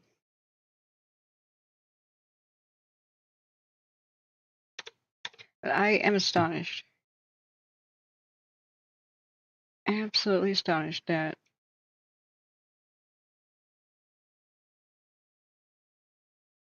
we don't have mass death reports. Cities aren't erased. Buildings aren't floating out to sea. This is the mildest 7.5 I've ever seen in my life.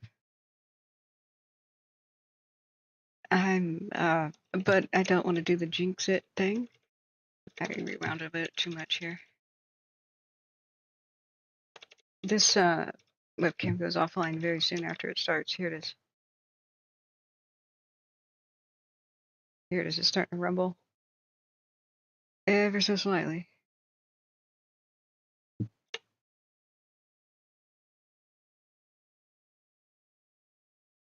Gone. That must have been. Because, oh, okay, boom. See the right side of the screen. You can see the fountaining and the geysering of water. Until boom, it stops. Okay, let me get back to the screen where I can see chat. There's an updated. Hey, ExpressVan Exodus, good to have you here. Yeah, SoCal, Bohogal says Japan Geological Society says tsunami is hitting those places. Okay, yeah. And no, you guys are amazing. Sorry, I spaced out on that. My mods being here, you guys showing up. It's after midnight, well after midnight. Thanks, ExpressVan Exodus. We're going to look at the Earth updated intensity map. Oh, I have to log into Twitter offline. 1 second, friends. So they had not that very intense shaking, very strong to severe. That's it. I don't see any violent or extreme. Let me show you guys what I'm talking about. Then I'll log into Twitter. That's just incredible. Are they going to? This doesn't really make sense for 7.5. Are they going to revise it down?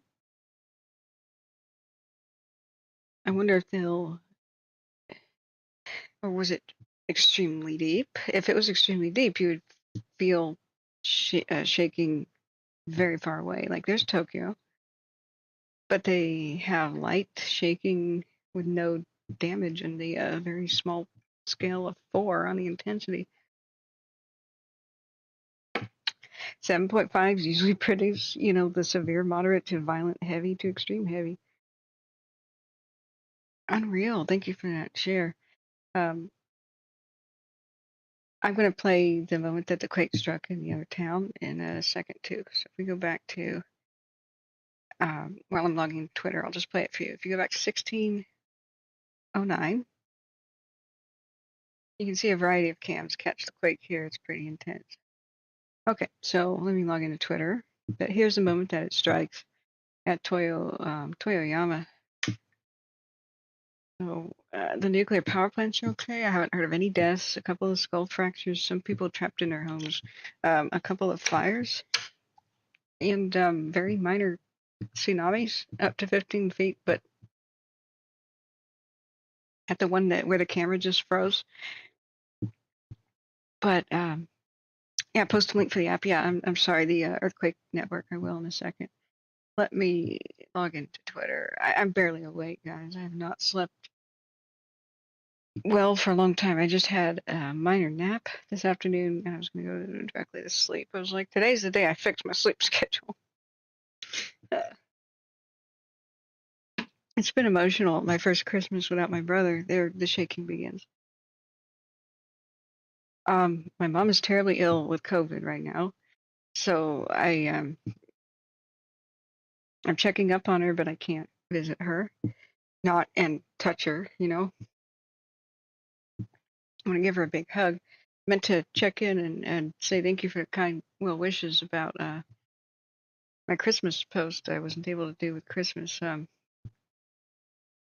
know, I just didn't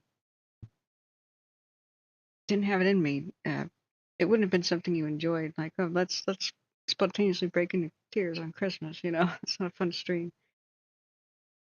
I meant to really tonight after I did a 20-minute stream of Happy New Year to respond and say thank you for the touching wishes. And I've been working very hard. I've been throwing myself into work to kind of forget it, not really dwell on personal, you know, tragedy. I'm alive. I didn't know this time last year that I would be with the kidney problems that randomly struck. Sorry about that smacking noise. Thank you so Cal. The well wishes for my mom. My father was hit by a car in early October, or late September.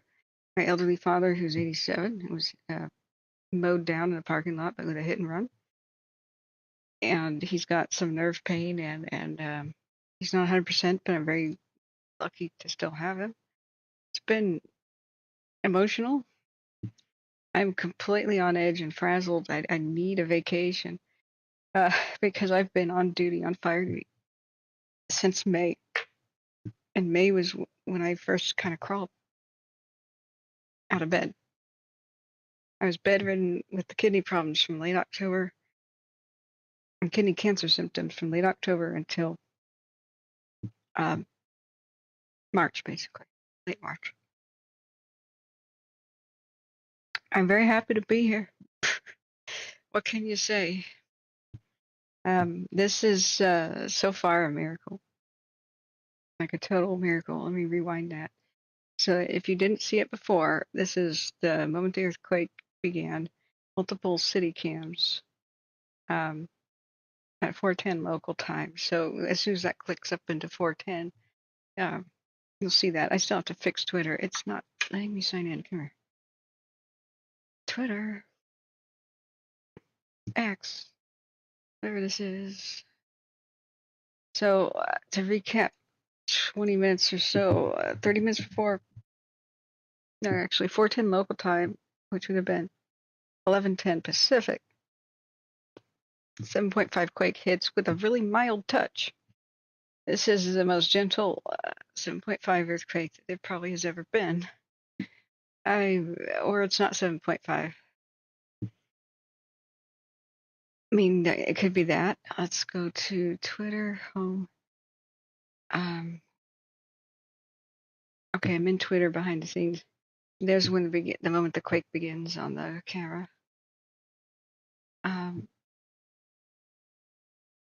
All right, so what do we do? Search Japan quake. Top and latest news. Okay, here we are with the Twitter. I'm very sorry if this starts out loud. I'm going to show you the video. I hate how all of them. That is a very quick loop. Now, all these videos will probably start with sound and they'll probably be loud. Let me just tone it down for you. Like this webcam never had sound. Let's switch to Twitter. So here's people just unable to walk or have been thrown down. Let's look at the next one here.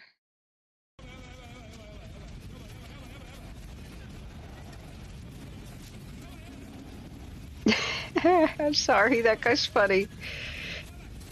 Oh, I would hate that. That's, I can only imagine what he's saying. Oh my god, my god, my god, my god, my god, my god. That's gotta be a bad place to be in a subway. Don't stand under that sign, dude. Amazing, they've got earthquake-proof signs.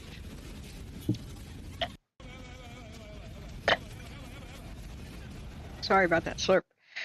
Wow. Okay. Oh yeah, that's some big. Now that's from liquefaction. That's a part of the ground.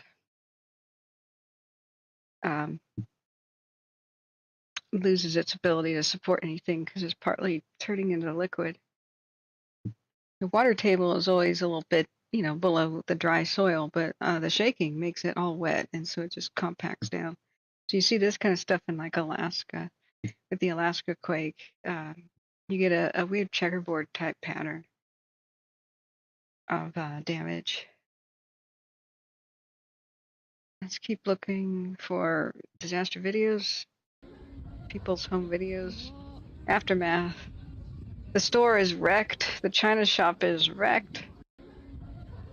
Clean up on aisle everything. But guys, I'm happy. This is the most mild 7.5 I've ever seen. Okay, here's more footage. I want to see, yeah, this one, like where they got that. Okay, so that's not a video. That's a screenshot of a video. Oh, sorry, I was going to totally, sorry, spacing out here. Link the earthquake app. So you can be part of the early warning network for earthquakes, especially if you live in an earthquake-prone zone. California, for example, West Coast, Pacific Ring of Fire. I want to point out that your phone shaking can alert other people downstream, and you can save lives this way. So it's called Earthquake Network. So let's, here on the Google Play Store, I'm going to show you this app. This is what it looks like by Futuro Innovations. Put that in the chat. It's an Italian gentleman and his team have made an early warning network, of cell phones, because earthquakes travel in a line like a train on a track and will go for miles. Like the energy will rip down the fault. It won't just be it'll be like this, slipping right past, going along its line, the energy. And I'm not saying this is always like the slip strike, but I'm saying that it'll start at one point and it'll travel to the end. So, one moment. I'm getting better at telling her, her who's in charge of my light bulbs and heaters. I mute myself so that I don't turn on your light bulb and heaters. But it's called Earthquake Network. I'm sure it's in the iOS app, Macintosh store, whatever that is. I want to say something too, that this is a wake-up call for California. We have a dangerous Fukushima situation ready to happen for California. Yes, we have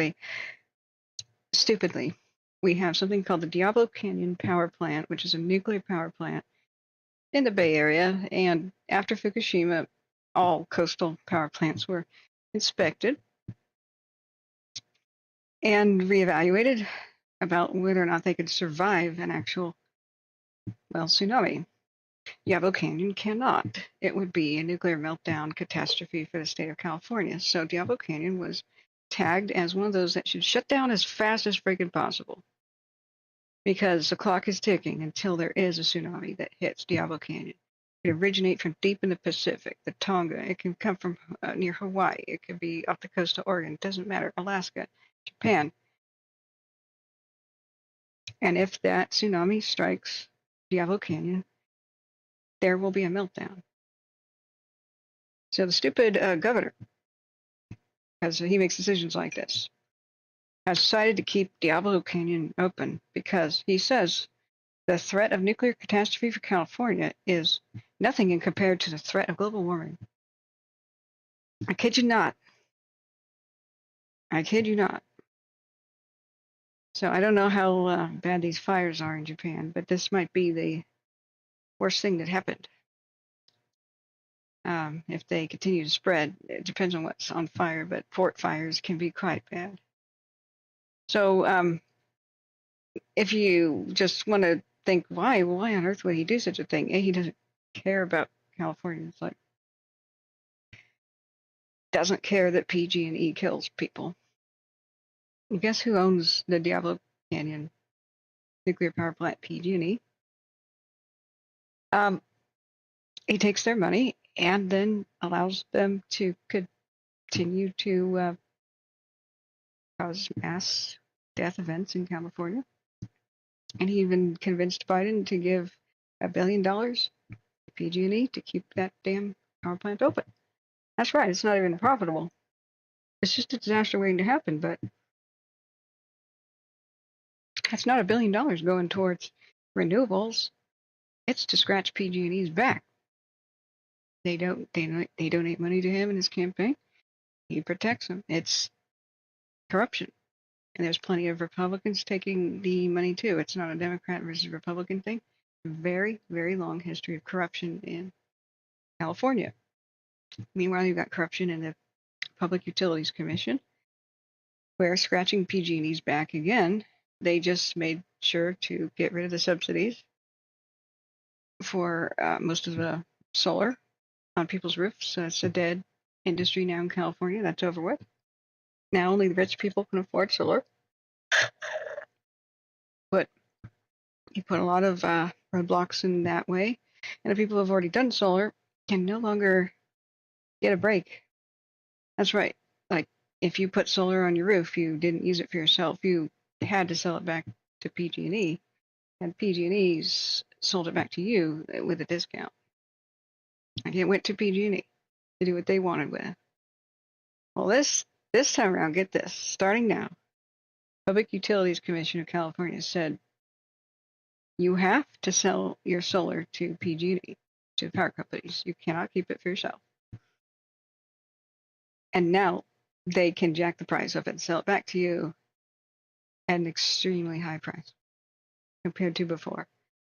So you could just smell the stink of corruption here. But I need to point out for the public good that California is ready to have a Fukushima because that Diablo Canyon nuclear power plant has not been shut down. They're trying to keep it open. And there's massive risk that there could be a Bay Area Fukushima disaster, but they don't care. California, I'm sorry. It's all we can do is spread the word, public awareness, and voting for non-corrupt people. That'll be the only thing that changes the situation, and it starts with awareness. I hate to be the bearer of bad news, but I happen to often be, because most of these deadly wildfires are caused by power companies. Most of the mass fatality events are caused by power companies. San Bruno pipeline explosion, PG&E. They're very comfortable with killing people. They've been doing it a long time. Just watch the Aaron Brockovich movie. Even before San Bruno, the blowing up neighborhoods due to neglected maintenance, they poisoned well waters with their chemicals and knew they were giving entire neighborhoods and families rare cancers, and they just covered it up. Chemical spills. So this is not the kind of company that deserves $1 billion to keep open a nuclear power plant that could explode, but our fate is in their hands. Now, I don't know where in Japan this fire has occurred. That actually was the biggest problem with the 1906 earthquake in San Francisco was the fire. Wow. Let me full screen that. Wow.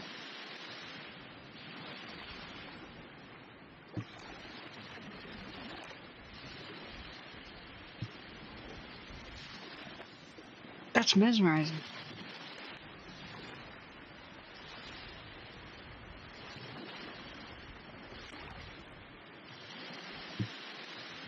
Our swimming pool did that. Mom and Dad talk about it the day of the Loma Prieta. It was over by Marysville, California, pretty far away from the Bay Area, but we got the this way. If only that was high quality sound. I really wish these places would be identified.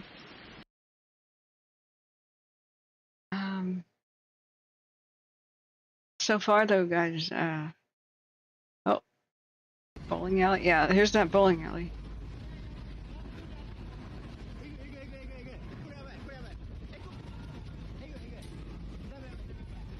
Like I said, guys, if you can just leave a building, do so. That is your best chance of survival.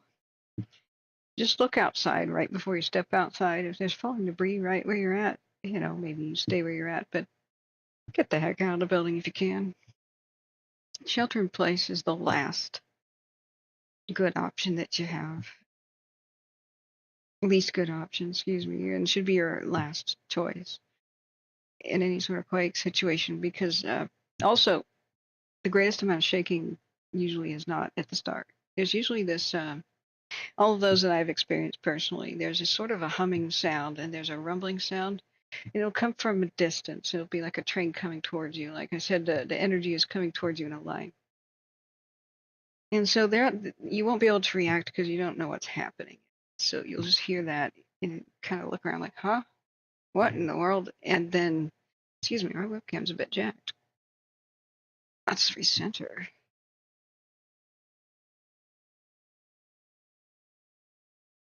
Okay, is that any better? We're going the wrong way.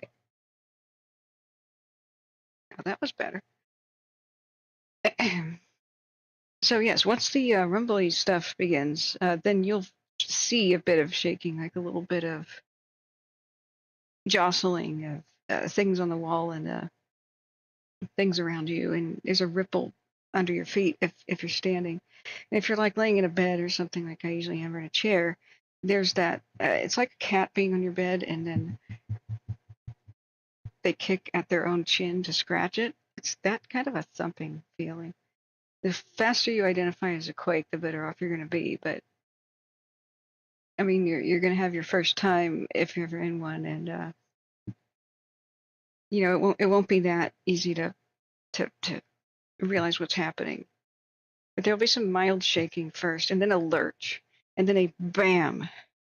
Just like on these cams, you see them like shake for a little bit, and then it begins. That is a precious window of time.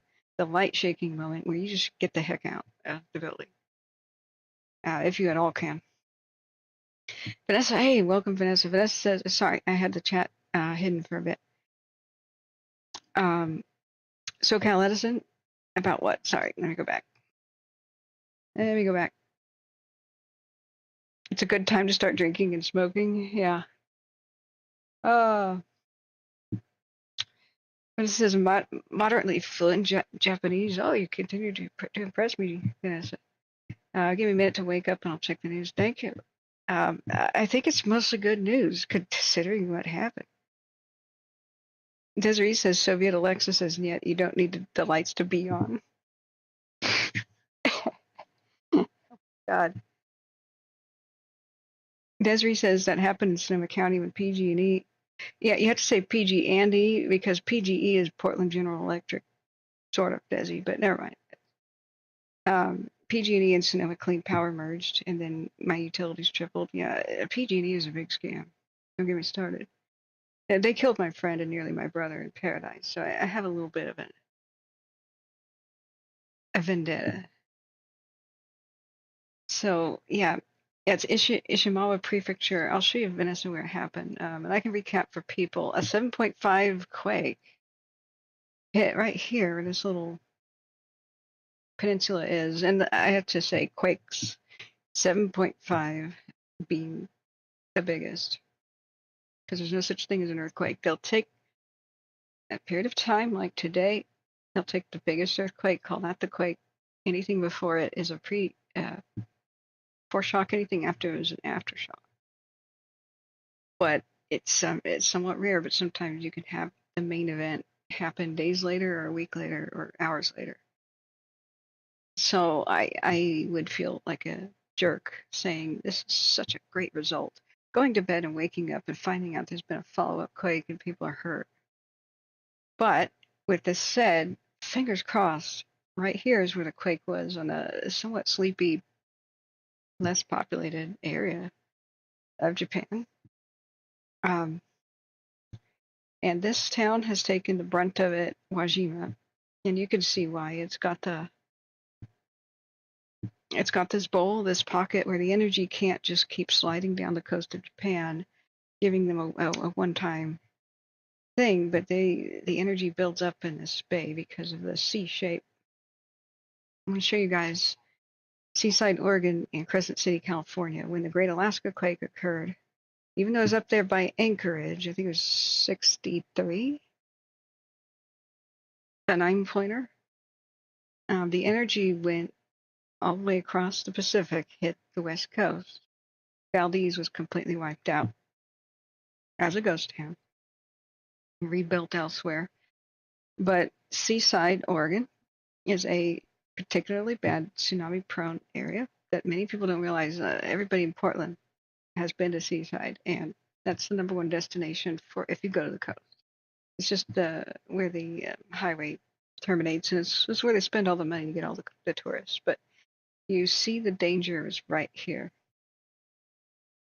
This is a little pocket, like a C-shaped pocket. So the waves slam into this. This is just Tillamook Head, the big rock. And where the tsunami hits a pocket, it can't just keep going down the coast and dissipating. It builds up into a huge, like a rising tide. And so most of what you can see in this image, all the way back to the far right side of the screen, all of this is pretty much wiped out. And was it 63 or 64? I think it's 64 because that's when the Beatles arrived in the U.S. and it was like everybody in the U.S. was partying and Alaska was suffering. I believe it was 64. So you had death here at Seaside, and you look down to Crescent City, California. There's a similar pattern here. Is you've got your C-shaped pocket where the waves just can't continue slipping past down the California coast. They just build up in the pocket, build up and build up, and you get higher and higher waves. In this case, just boom, like that. So the these particular spots, they identified them, and as you go down 101, you'll see that such and such is a tsunami hazard zone. That's what happens when Alaska does something, but because these you would see a general north to south wave pattern. If the Cascadia subduction zone goes, here's faults like out here where this little, you see this corner is roughly around here. It's 40, yeah, actually it could be right here. I don't know which squiggle is which, but it's about 41 miles west of the Oregon coast. This is where they did a lot of study, and they just came out this or last year with news that part of what causes big quakes is lubrication in faults such as the Cascadia subduction zone here. It depletes, it creates friction, and then when it finally, the pressure gives way, you get a big one. And the plates will grind past each other or against each other.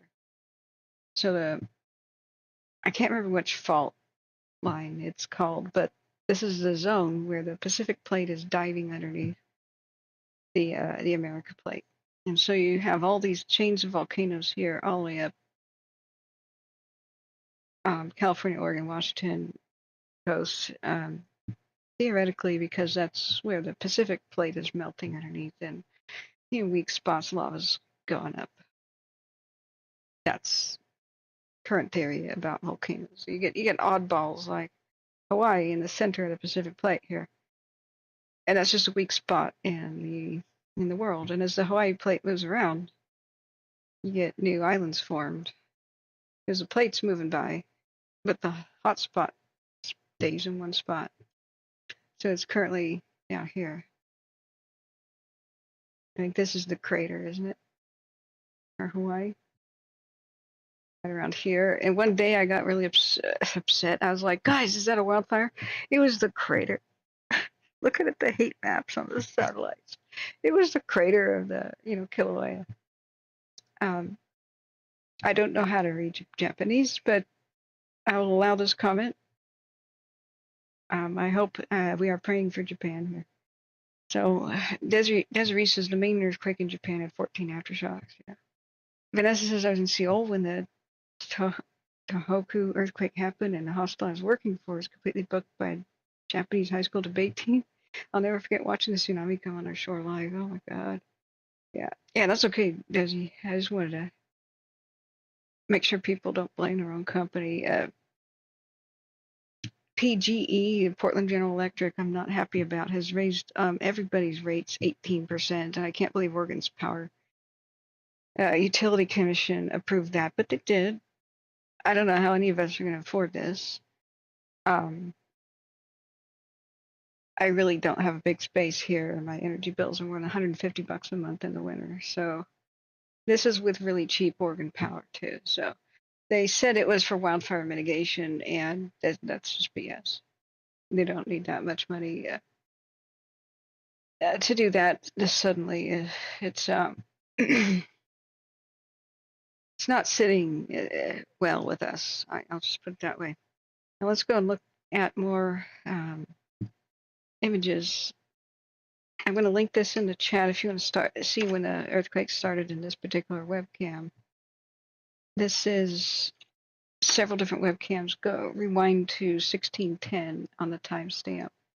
And we watched when the earthquake happened live here. But I want to see more aftermath videos. So far,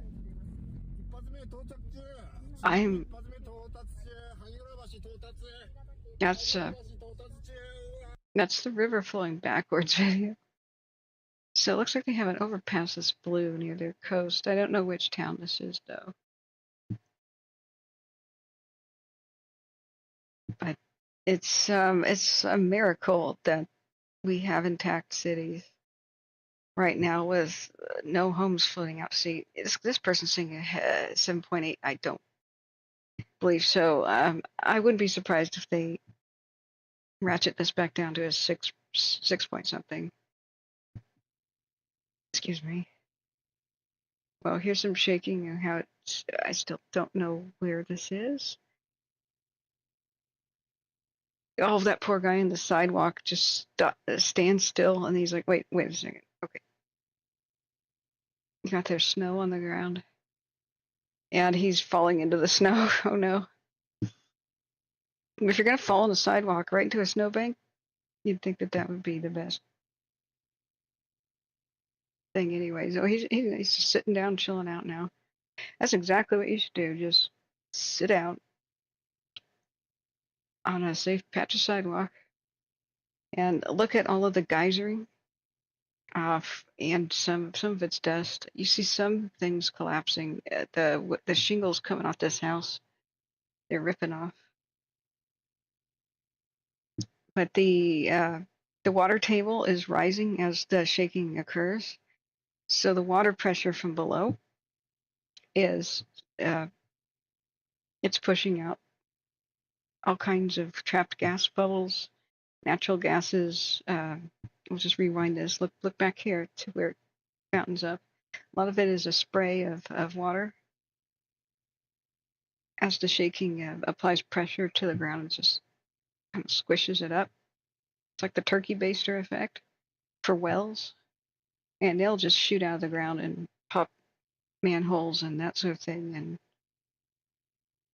oh, okay, a building collapsed right there in the center, right here. I'm going to rewind that. Center left right here, that's what just collapsed.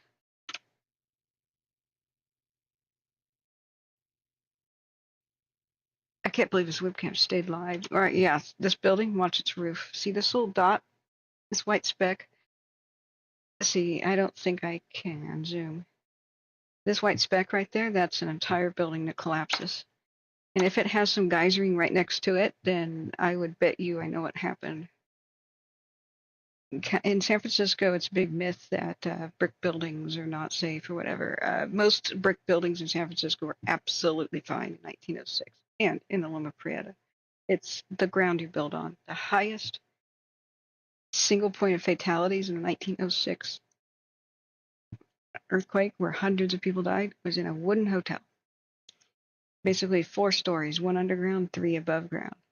And it sank into the ground with the buildings right next to it being pretty fine. It's called the Valencia Hotel in the Mission District. Most of the rest of the buildings near it, absolutely fine. So watch all these buildings be fine and watch the one right there collapse.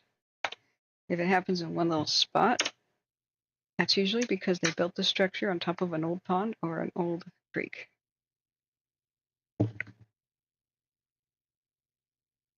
Or something that got filled in, like a pre-existing hole. Yeah, right there, it collapses. Right there, bang.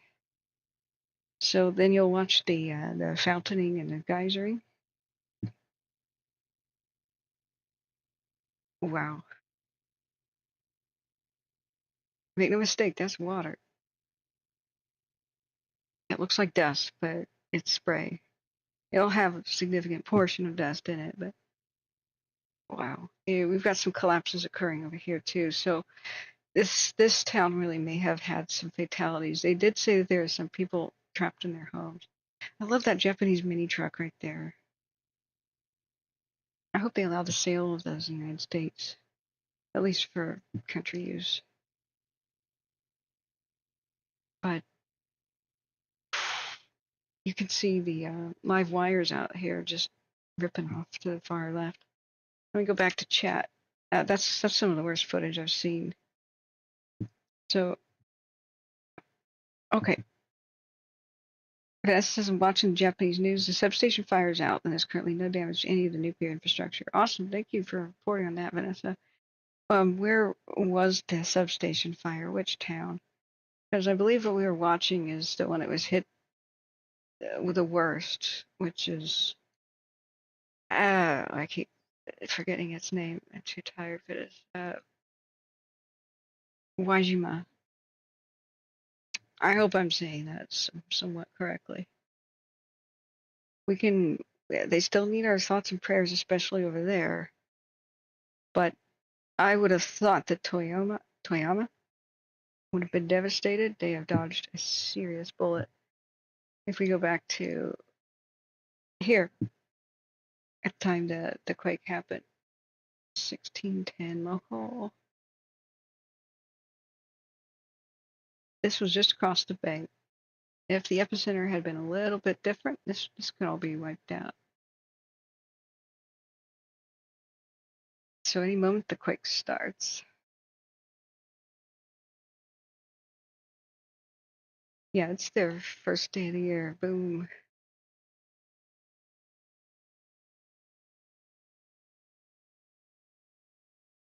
I am so astonished and so grateful that this is really mild for a 7.5.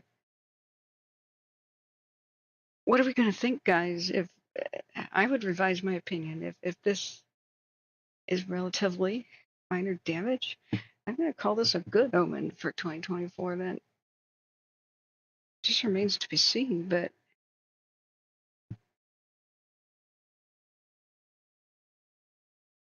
I mean, it's far cry from what we've seen before. Thousands and thousands of homes washing out to sea and victims never heard from again. I remember walking along the shore, Seaside, Cannon Beach, Tillamook, Bay Ocean, Hobsonville Point, Nesco Inn, and a couple other places, Oysterville, near Astoria, on the Washington coast. And for a long time, for more than a year, they said, please report tsunami debris on the beach, and please don't touch it, it's radioactive. So I found some and reported it, and it was washed up boats and stuff with nobody in it, with all kinds of barnacles. And I mean, I just took quick peeks at it. but disturbing household items inside of the boats. Things like hair dryers and toys and all that kind of stuff was washing up. Somehow, one half of a boat made it to Oregon. I don't know how, but it took it about 8 months to get here. But it was just disconcerting. You could go and pick up something metal on the Oregon coast or the Washington coast, California even, and could be radioactive. Okay, looking back at the chat, Vanessa says the peninsula is still under a major tsunami warning. The entire west coast is still under tsunami alert. Yeah. Georgietta A says, I hope everybody's okay in Japan. Me too. And thank you everybody for being here. This is an unusual kind of stream. I streamed the Tonga eruption explosion thing live.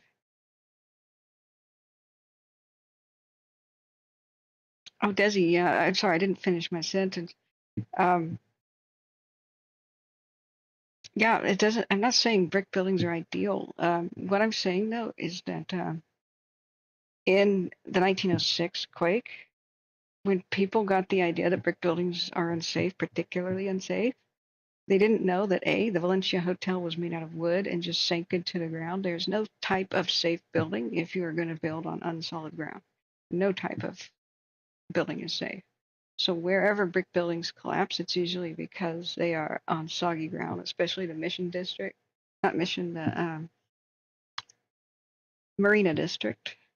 That was formerly part of San Francisco Bay, but when the big quake happened, ironically, they pushed all the rubble into the bay and made new land and then built on it. It's called Marina District.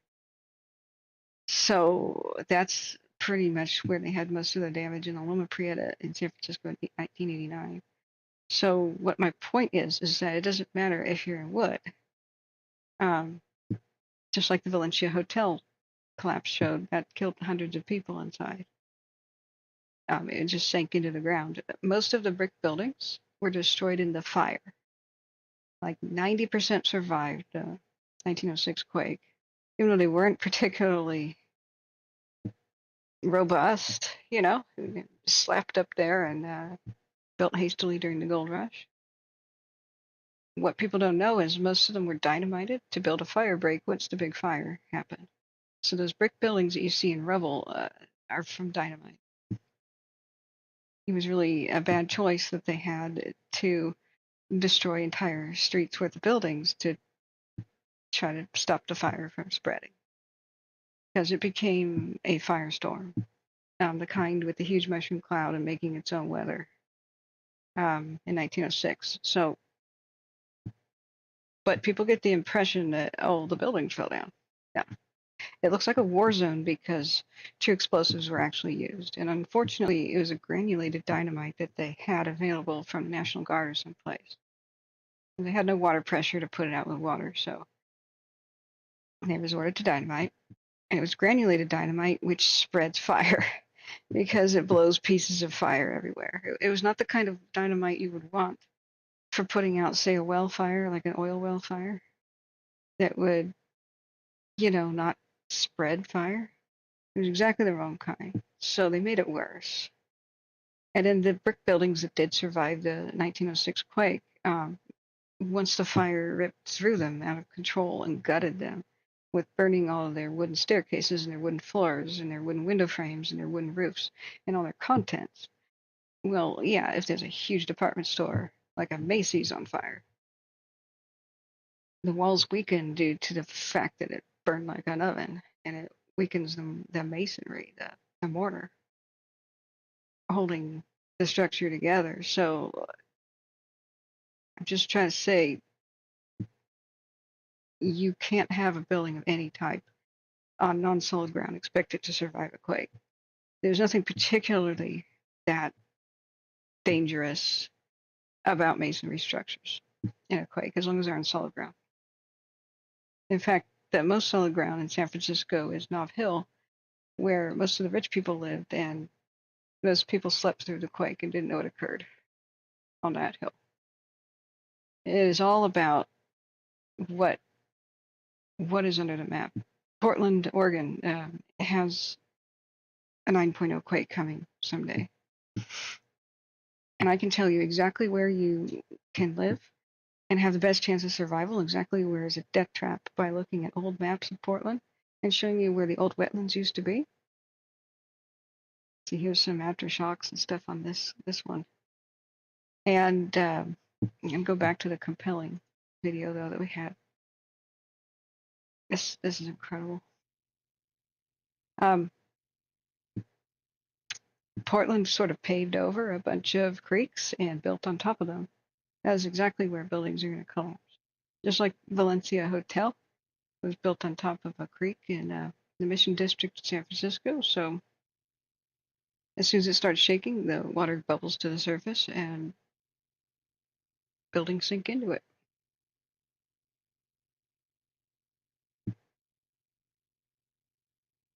Anywhere you see geysering here, that's where there was a lot of water coming to the surface.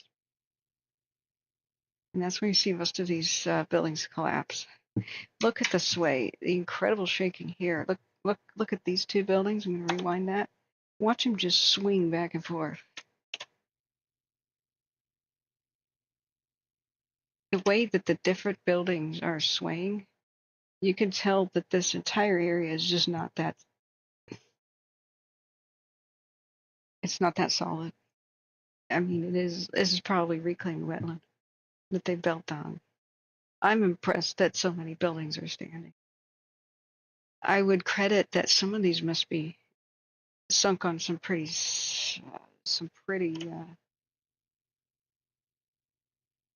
robust pilings. Now that's why the Leaning Tower of San Francisco bothers me a lot, because they put pilings underneath that giant tower, and yet it's leaning over, because many people speculate that that stupid building was built on top of a water well, and that's never going to be good. They need to dismantle that building before it falls over.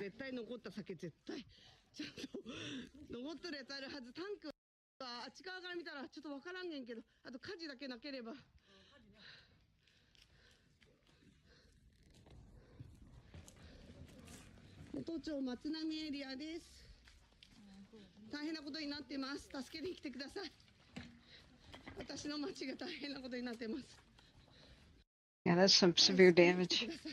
Look how wet that is. Did a tsunami come in, or did the geysering create this wetness? Vanessa, do you think you could listen to this? Do you think you could make this out, Vanessa, and translate? Let me get you the link. Not to put you on the spot or nothing. Yeah, Vanessa says 6 people are trapped in the rubble. Yeah, crazy story, Desi, is my stepmother was, you know what, Patil, thank you for being here, VK. I think this might be a miracle, and maybe it's a happy start to the year. I don't want to minimize anybody's experience. This is a nightmare for many, and some people might be dead. Considering that this is 7.5, I can't believe there's not a way worse situation. So it will depend on the way you want to look at it, but this is incredible. Okay, Vanessa, I'll play this from the start. Let me push up the volume. 悔しいけど絶対残った酒絶対ちゃんと残ってるやつあるはず。タンクはあっち側から見たらちょっと分からんねんけど、あと火事だけなければ。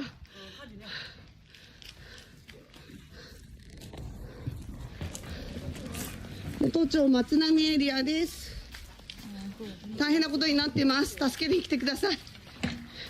私の町が大変なことになってます。助けに来てください。石川県能登町松波です。助けに来てください。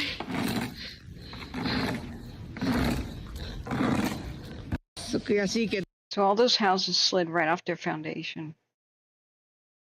And poor people. There's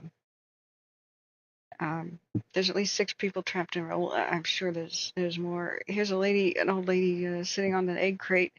I bet she's seen a lot of these. In fact, she probably went through the war.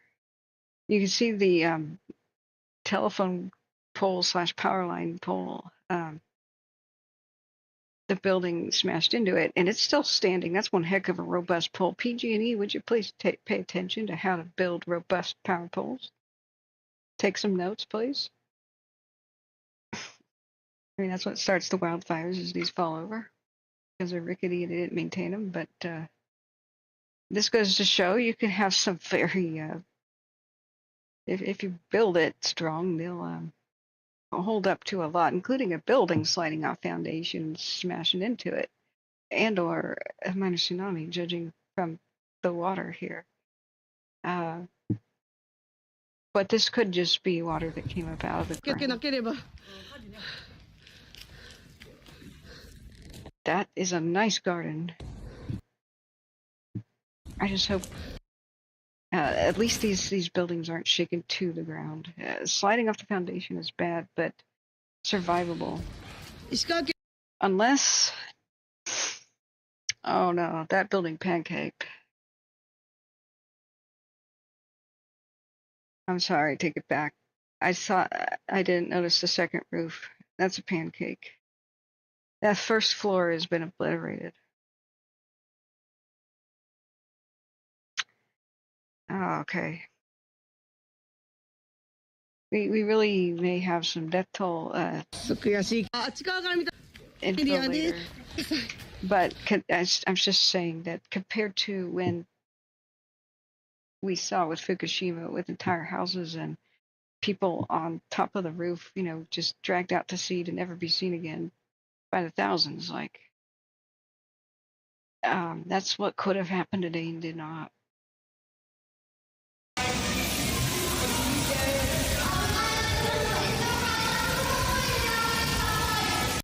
It's just some aftermath thing. Yeah, if you guys have other compelling images, do share in the chat.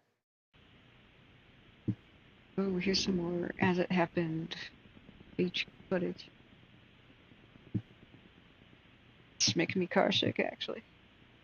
I apologize for how tired I am. I was like gonna get on for 20 minutes and say Happy New Year, and it's been a few hours. Third hour.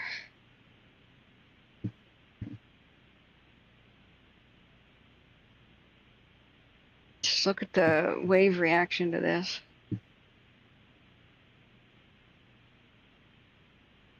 I don't know how long the clip is.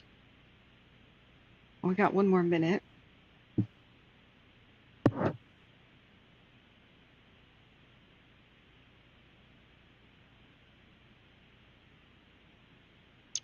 Now you'd think that immediately the water would retreat.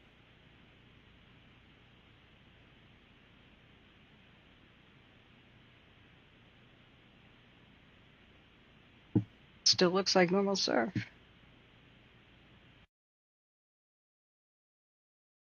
Yeah, it cuts away. Okay, here's more aftermath footage. What the hell? Like and retweet and follow to win $100? What the hell's that? お家が全壊で倒れてしまっています。避難所に向かおうとする車と、なんかちょっとパニックになってます。高台にみんな行こうとするんだけど、途中の道路がダメでひどいことになってるみたいです。なんか情報が錯綜していて、今みんなパニックってます。と冷静になれるように祈っていてください。That happened right at sunset. Okay, let's see if there's any more aftermath stuff. I'll go to the latest instead of top videos. Come on, Twitter.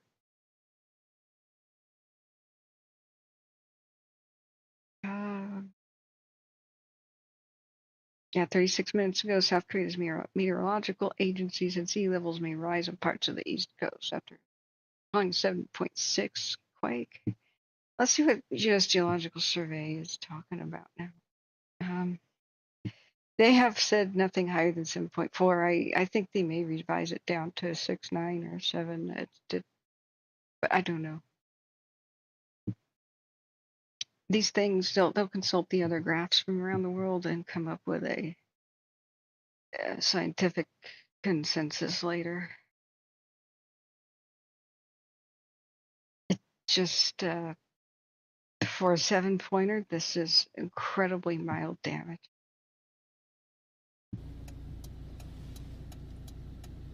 And there's that sloshing. I don't like it when they do that. That's going to make me ill. Okay. Well, thank you so much, Vanessa, for the updates. Let me go back to the chat. They keep saying 7.4. Yeah, it may be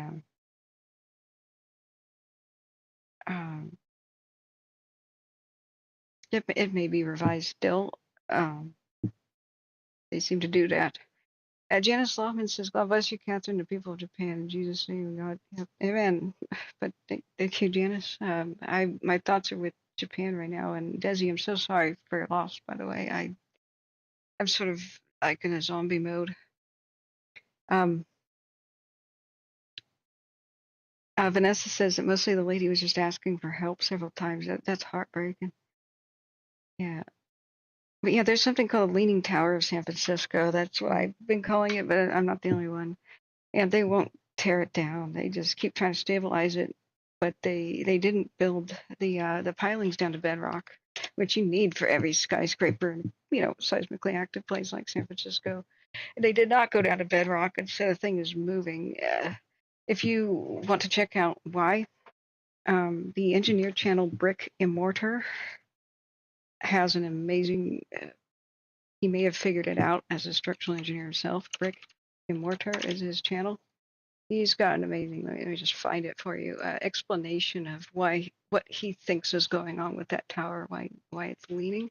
So Brick and Mortar, San Francisco Tower. I could just watch his channel for days. Right, Millennium Tower. That's what they're calling it, Millennium Tower. Remember when everything was this and that 2000? Let's see, where's his video on San Francisco? There's the duck boats, the bridge collapses, the ocean ranger, the sunshine skyway, the seawall ferry. Oh, he's been busy. I first saw his videos when he covered the Sampoon mall collapse in Korea. I swear to God, he was the channel doing the one about the Millennium Tower. Am I confusing my people here? No. Am I? I'm not confusing. I thought it was brick and mortar. So, okay, hang on. The Millennium Tower, unless he took his video down. I really thought he said, "Hey, I have a theory," and he wrote down his theory. Okay. Okay, I thought it was the brick and mortar channel. You should visit it anyway. But it may not be up right now. I'm not sure what's going on here. But then again, it's not easy to search for people's work anymore on their page. He's done some really good analysis about what just happened in. Is it not brick and mortar?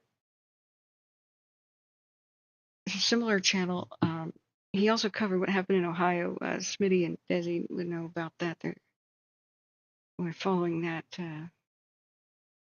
Okay, so what building collapsed in Ohio, guys?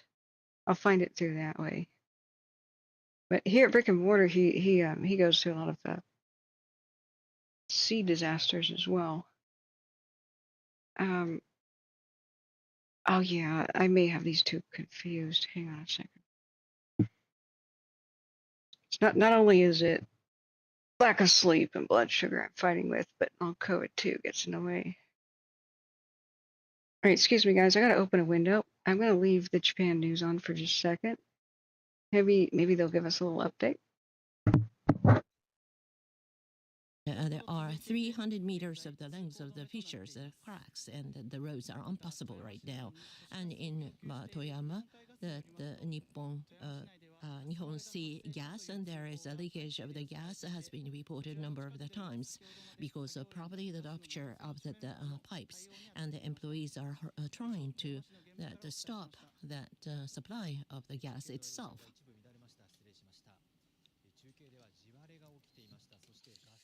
We saw that there were cracks in the ground, and we have also heard of gas leakage. We know that people will be seeking shelter in the dark. Please take care. We heard of gas leaking. Please take care so that there are no fires that occur later as a result. There is an elderly daycare center near the port of Nanao City, Ishikawa Prefecture. Staff there told us that there are more than 150 people, including residents and workers, in the facility. As of 7 p.m., running water has stopped. There are cracks in the building's wall, and objects are scattered all over. However, there have been no injuries. This facility is a designated tsunami evacuation building. Everybody is seeking shelter higher than the second floor. Apparently, there is only a limited stock of food. The person we spoke to said that they were worried how much longer they would need to evacuate here. And now we go to an expert on tsunamis, Professor Satake from Tokyo University. We know that tsunamis have been observed one after another. Professor, what should we be looking out for? There's been a major tsunami alert and also tsunami alert. These alerts are still in effect. As long as the tsunami alerts are in effect, please continue to seek shelter. Until the alerts are lifted, it is important to stay in a safe place. Do not go back home. We've been looking at live feed, but it is very dangerous to look at the videos and then decide to go home. That is correct. Tsunamis can happen repeatedly, and tsunamis that come later may actually be higher. The tsunamis are occurring due to the earthquake that happened at around 4 p.m., but now the tsunamis are coming along different routes. If you stay close to the shore, sometimes there can be water that pools near the shoreline, and then the jolting will create larger waves. So again, it is very important to remain on high alert until all of the alerts have been lifted. We heard the evacuation centers are very cold.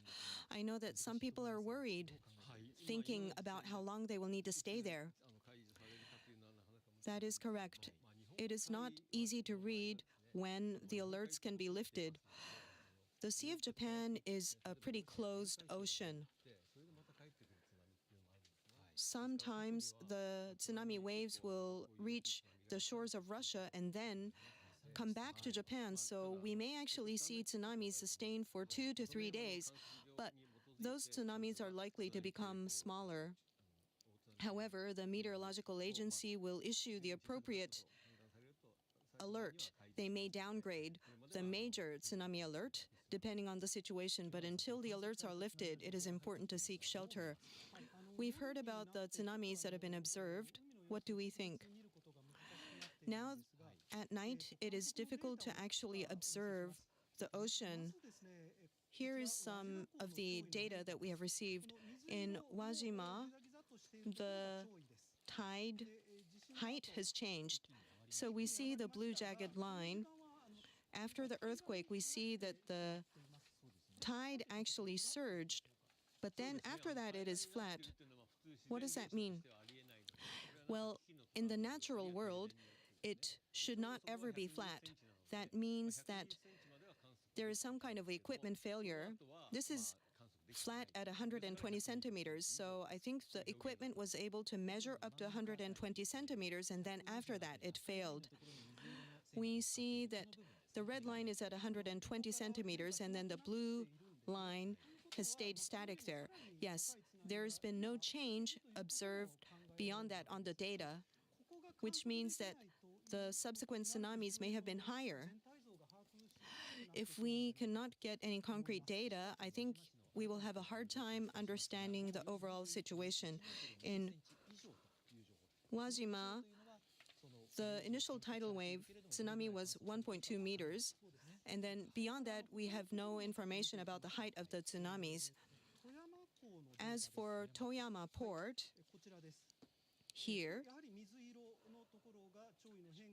again, the blue line indicates the tide height. We see that the waves are relatively short, and the up-down wave pattern has continued. So when you say that the waves are short, are you saying that the jagged lines are packed? Yes. I think there's always been 1, 2, 3, and even 4 waves. We also heard about a tsunami 90 centimeters at Kanazawa.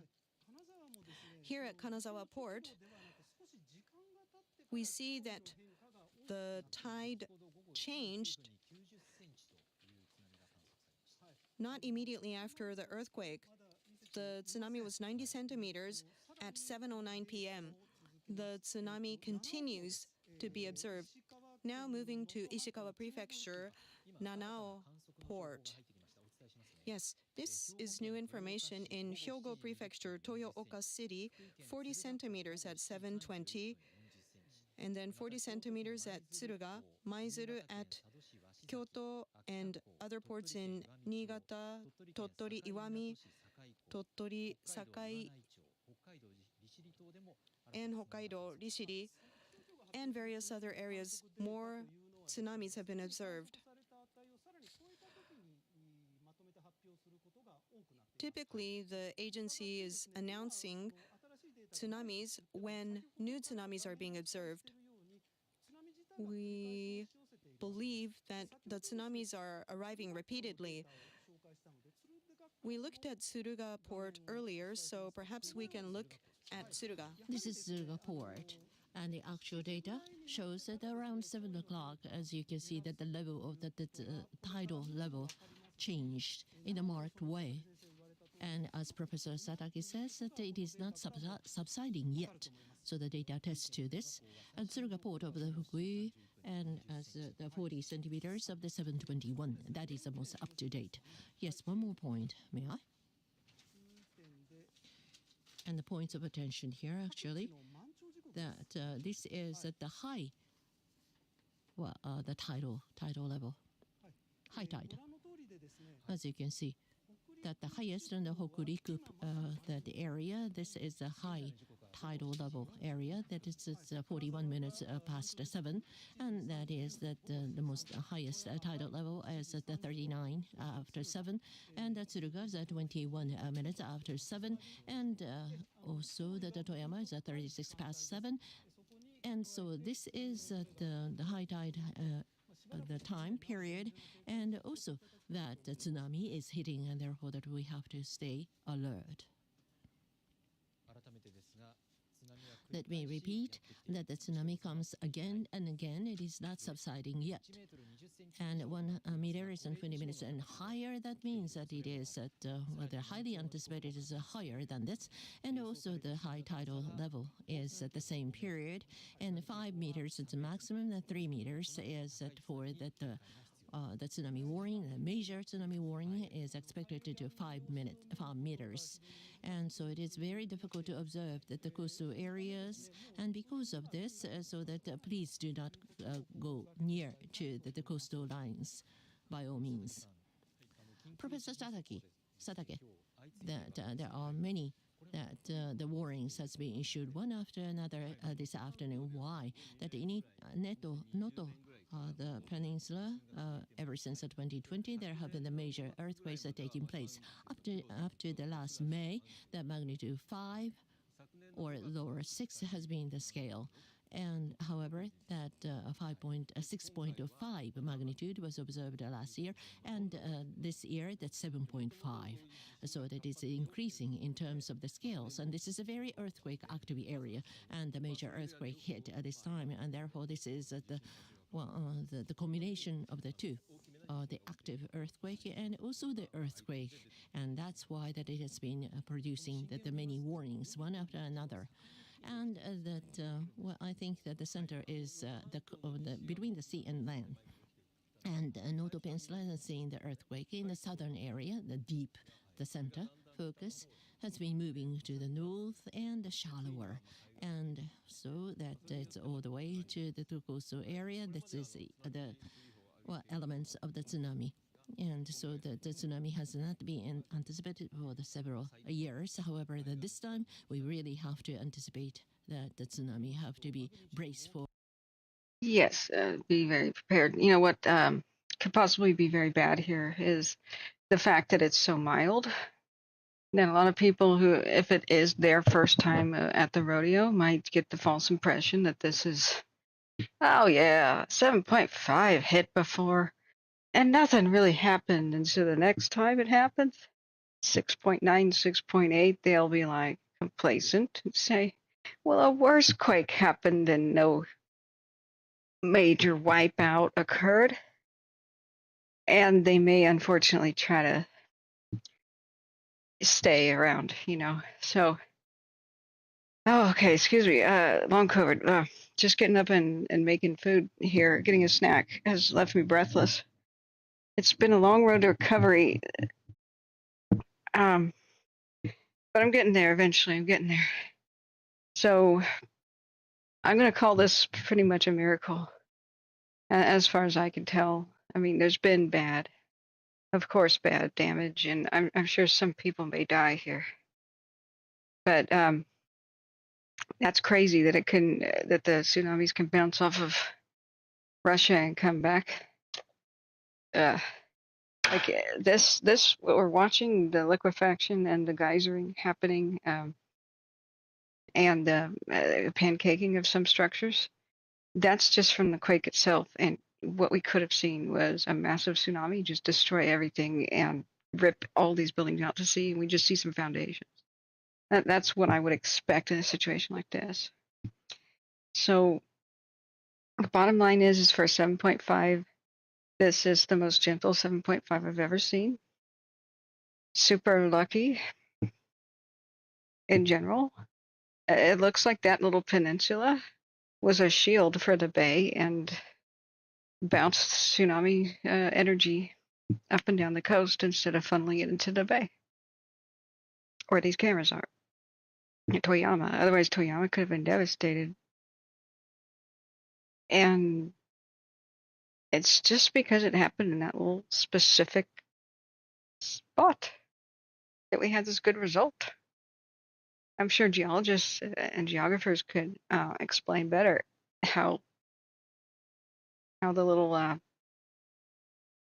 having it happen right here, how Toyama was shielded by this peninsula instead of being shaken down and inundated with massive tsunami waves, because the epicenter was right off here, off the coast, off the north part. If it had happened right here, there would have been no time to evacuate. This tsunamis travel at the speed of jet airplanes, so passenger jets. I mean, that's like impact in 2 minutes or less. But it looks like it severely impacted Wajima here, unfortunately, but it may have pushed the energy away in like a big V away from the rest of the coastline and the bay. And I don't know why any of the tsunami waves are not higher. So we'll have to wait until the documentaries come out and the geologists write their reports and explain why this was so mild. Okay, let's unmute. Water pipes as of 4:35 p.m. In the area where tsunami warnings are issued, residents are evacuating to higher ground and elsewhere. Officials in Nomi City in Ishikawa Prefecture say that as of 5:30 p.m., about 100 people took refuge in the city hall's main building. In Yamagata Prefecture, about 2,000 people have been evacuated to facilities such as local city offices. Hokuriku Electric Power Company says about 33,000 households are without power in Ishikawa Prefecture. The number includes about 10,300 in Wajima City, 7,300 in Nodo Town, and 7,100 in Suzu City. East Japan Railway Company says operation of the Akita Shinkansen line was suspended around 5 p.m. local time. The Hokuriku Shinkansen lines have been also partially stopped, and it's not known when service will resume. Japan's Nuclear Regulation Authority says no problems have been found with the reactors at the Shika nuclear power plant in Ishikawa Prefecture following the earthquake. Hokuriku Electric Power Company says both of the two reactors at the plant have been offline since before the earthquake. Isn't that lucky? Meanwhile, Japan's Prime Minister Kishida Fumio has called on the public to be on the alert for more powerful earthquakes.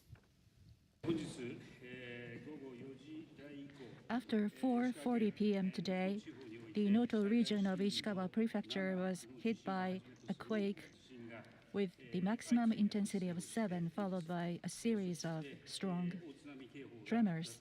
A major tsunami warning has been issued for several areas. The government has set up the disaster response team immediately after the quake, and I gave 3 instructions. First,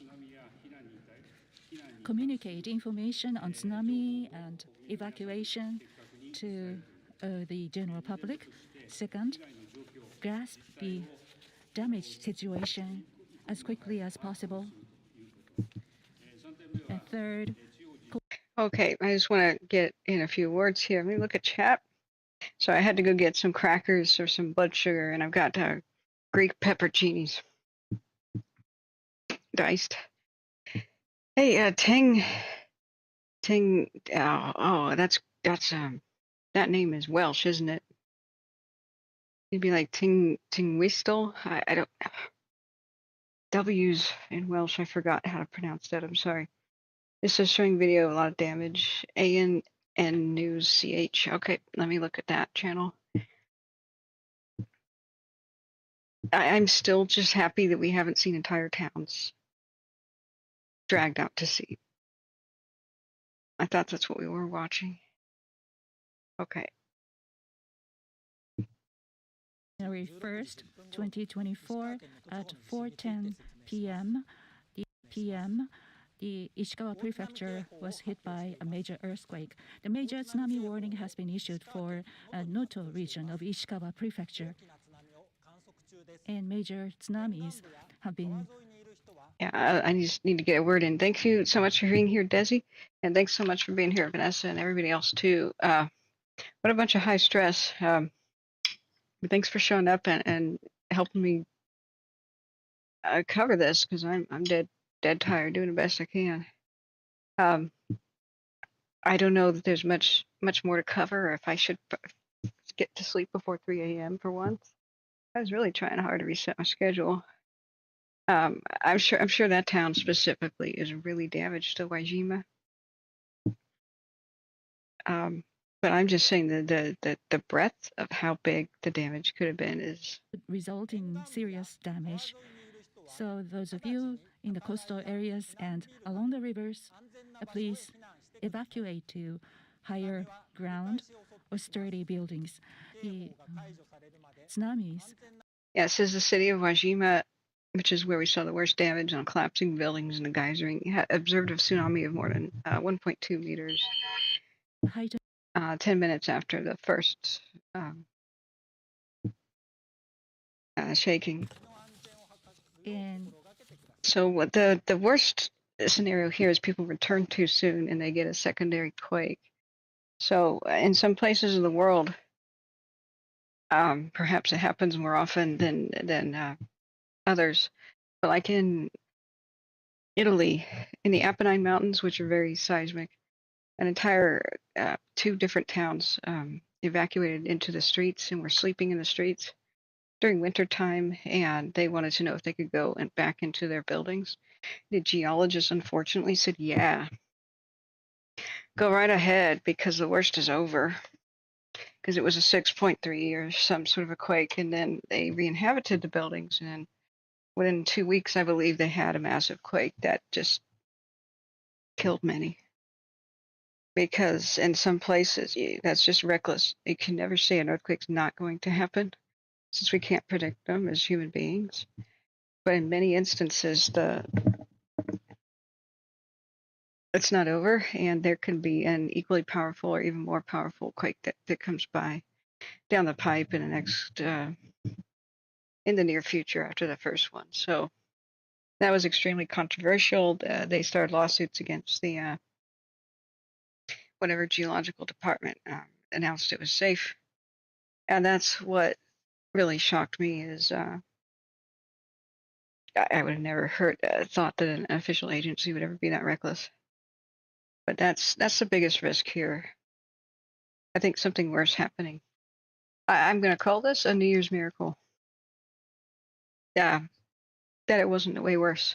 That we had the nuclear power plants nearby were shut down. And can you imagine what could be going on right now?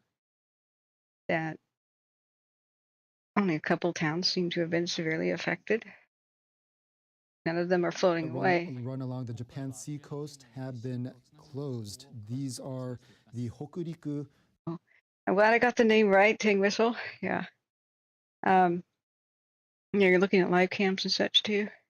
Yeah, good night, Desi. I think we can have a glimmer of hope here and just fingers crossed that the situation doesn't get worse. Smitty says this might be a commercial disaster because Vladivostok is a very protected harbor, but some ports in the area are not. But they only, I believe they only had 1 meter and 3 meters tsunamis hit Russia and the Koreas. They ended up being like half a meter for the most part. I don't want to talk out of my beep here, but so Vanessa says there was a moderate earthquake, I think 2 days before the Fukushima, and it happened. My friend who had her flight going back to Tokyo was delayed. We joked about it being overdue for a big one.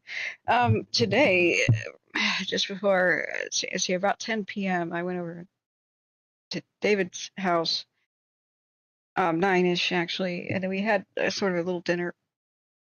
C-Pro, David, and we wandered over to his neighbors who were having a backyard barbecue, and I was just explaining to them because they were from India that what the Loma Prieta was like to live through, and all the stories my parents have. My stepmom was on the Golden Gate Bridge at the time and saw fountains of fire come up on the Marina District, and thought, "What's happening?" She was on the Golden Gate Bridge, and it absorbed the earthquake so much that they didn't really understand that there was an earthquake happening. They thought the bridge was swaying due to wind. And I was just talking about major earthquakes. Weird things happen to me. Just how Portland's overdue for one and blah, blah, blah. When I drive through Portland with my dash cam, like through Old Town and stuff, I save the dash cam videos because one day it's going to be a drive through Portland before the quake. Kind of grim, but Portland's not prepared. So let's look back at chat. I really want to go to sleep. So is anybody? Thank you everybody who's kindly donated to keep the stream alive. I've gotten just a couple of donations today. If you can hit PayPal like $1 or $2, absolutely appreciate it. I want to stay alive, and do this for a living.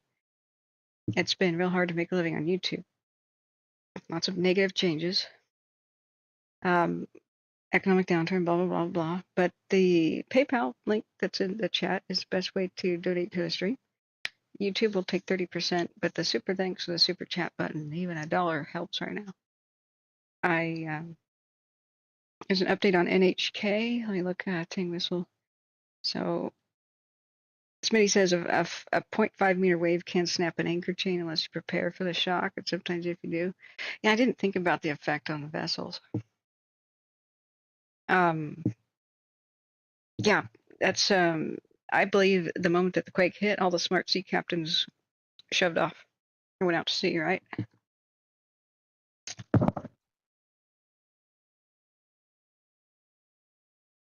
Call on others to evacuate as well. Tsunami can be much higher than you expect. They will run up slopes and gush inland. They can also hit repeatedly and grow in size. Yeah, that's true. Okay, I want to say last call for questions and stuff. I just I want to be satisfied that we've covered the best we could. I'm going to flip while we're listening to the latest updates from NHK News, courtesy of NHK. I'm going to flip through Twitter to see people's personal videos and see if we missed any. Please link in chat if I missed any compelling video. But I'm going to stand by this. This could have been so much worse. I'm tentatively going to breathe a sigh of relief, just knowing how bad things could be. It's now 3 in the morning Pacific. Let's give it 10-20 more minutes. Intensity 7 on the Japanese seismic scale was observed. A major earthquake occurred. We are very, very sorry for those that have been affected by the quake. This whole time, I didn't share any of these videos. @Wildfires is my Twitter. I should just be reminding people that. So let me just link to my own Twitter here. How do I do that? Right click home, I guess. And then we'll put the news back on and I'll search profile. There we go. Profile. Just check this out. Everything I play from now on, I'm going to just retweet. Here it is in the chat. Okay. Actually, being out at sea is the safest place to be in a tsunami, because the tsunamis at sea just feel like they're hardly noticeable. You need shallow sea for any of the energy to come up and be something.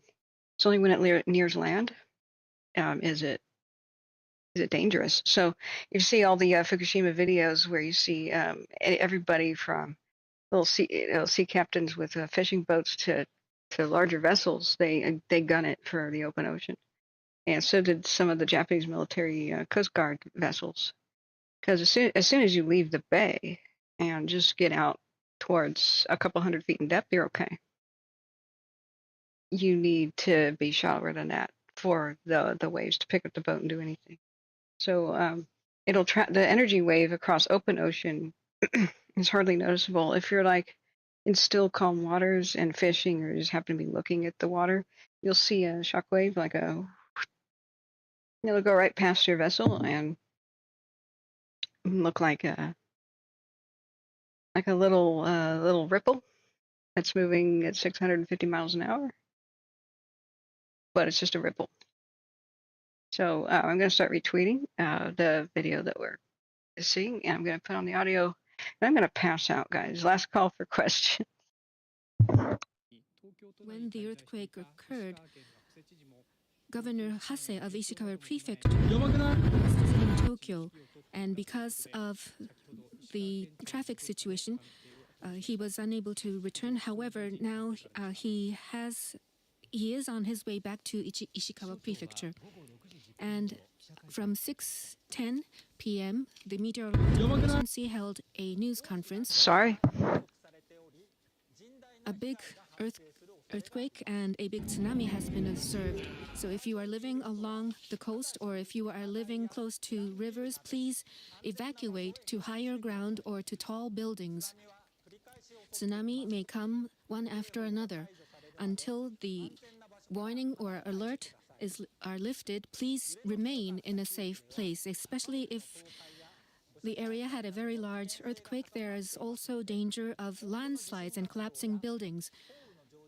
So also watch out for rainfall situation, and unless you absolutely need to go to certain areas, please make sure that you remain in a safe place and do not wander out. After a big earthquake in the past, a similar scale earthquake occurred right after it, and there's a 10 or 20% possibility of that happening. So please be on the alert for about a week. At least for the next few days, a large earthquake may happen again.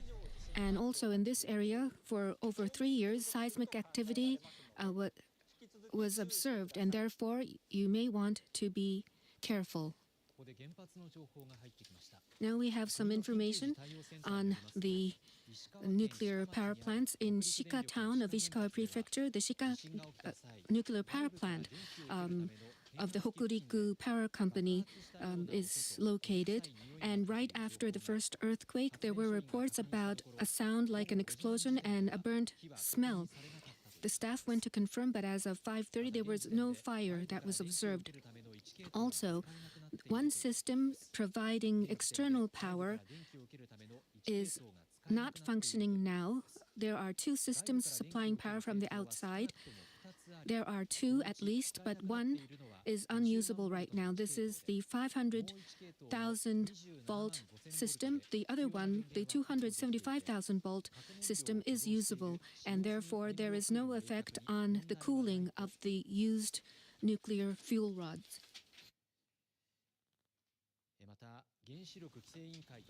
And the National Emergency Response Center, consisting of the Nuclear Regulation Authority and the Cabinet Office, held a news conference. Shika Nuclear Power Plant in Ishikawa Prefecture, Kashiwazaki Karyo Nuclear Plant in Niigata Prefecture, Nuclear Power Plant, Fast Breeder Reactor Monju and Fugen, both in Tsuruga City. The Mihama Nuclear Power Plant in Fukui Prefecture's Mihama Town.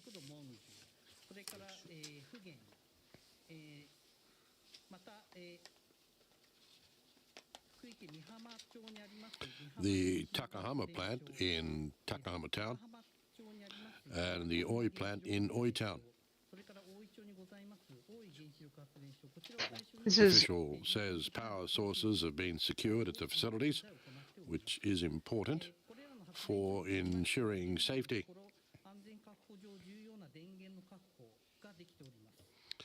He says it has been confirmed that cooling has not been disrupted in the spent nuclear fuel pools.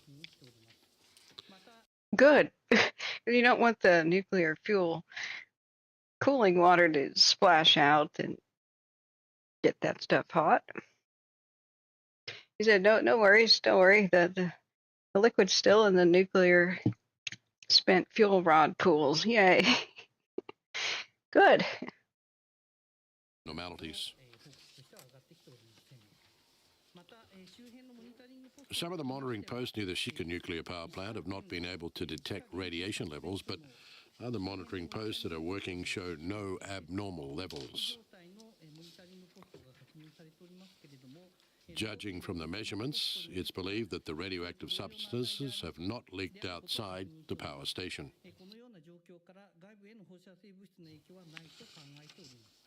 Monitoring posts around other nuclear power stations do not indicate radiation leaks outside either.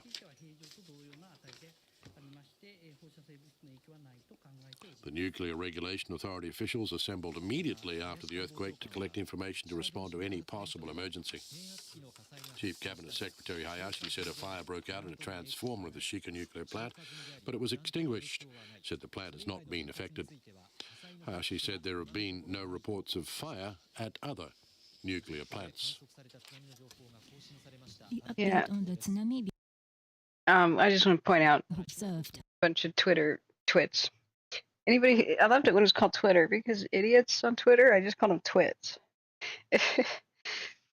Somebody go to clickbait headline going, oh, the Fukushima plant is in danger, praying for Japan. Ah! like screaming face emoticon. I just can't stand these people. This is why I do what I do, is because I just can't stand these people. Pray for Japan. Earthquake comes together with tsunami and risk for nuclear power plant in Fukushima. Oh my god. That's literally what this tweet says. Oh my god. Hope everybody's safe so soon.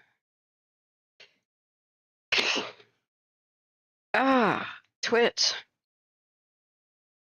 Oh, just don't promote your channel on the backs of fake emergency news. But that's why we're here. We don't participate in this crap. I love this the new translator. He's got a very nice soothing voice. Sorry, let me play again, and hopefully I get to go to bed within the next couple of minutes. Let me look back at chat. Anybody? Vanessa, you've been awesome. Thank you. All my mods. Tang Whistle. What was your name before Tang Whistle? Was it always Tang Whistle? Saddle Tramp. Oh my god, I know. No fatalities reported as of yet. I'm sure there might be a few though. Yeah, Steve Tuttle, we don't know the duration. I was very curious about that. Let's try to find out. US Geological Survey, I mean, unless there was a column I missed, it has depth, Latin long, an origin time, an issuance of the tsunami threat, blah, blah, blah. But let's just do a general Google search for how long was the 7.5 Japan quake today. Welcome to 2024. It's going to be a bumpy ride. Okay, I'm sorry for that. Sorry.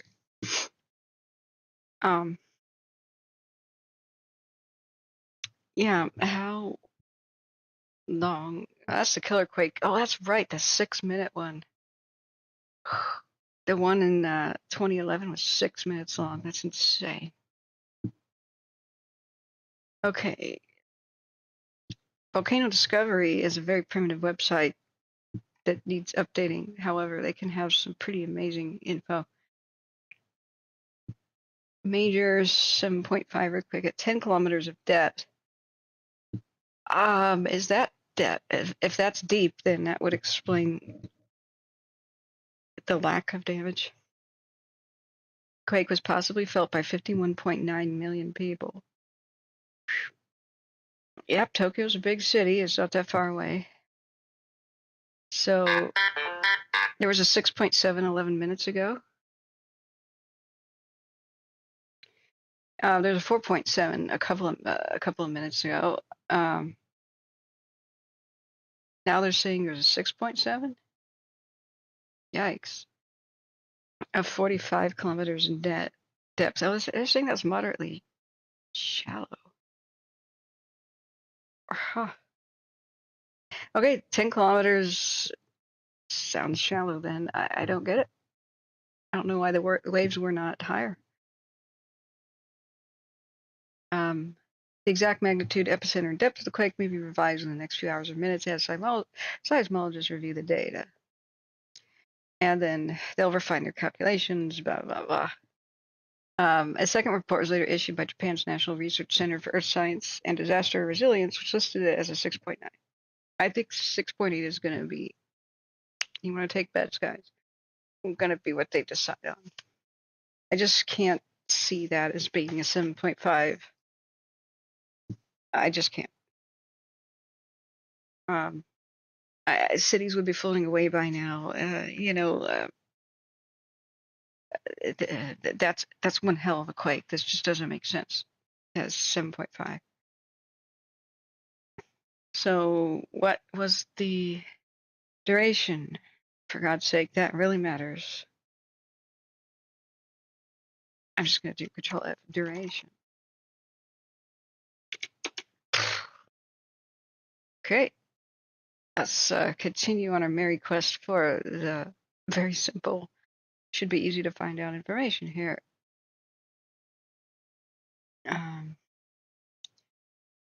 Now they're already, there's a Wikipedia page already, friends. It's called the 2024 Sea of Japan earthquake. It's got a huge amount of Somebody's been a busy bee writing up this article. Yikes. All right, so epicenter, so duration. The word duration is not in this massive article. Okay. You know what we can do? Let's measure it ourselves. By God, we've got the power. Let's go watch the video of it happening live and just get out the stopwatch. Let's be old-fashioned, friends. It's a dirty job, but somebody's got to do it. So I'll do it from my living room. I'll be the first to tell you how long it some sort of happened. Okay. Now that's the one where the camera freezes. Let's go back to this one. I don't know if the camera stays live 100% of the time. If we go back to 1410,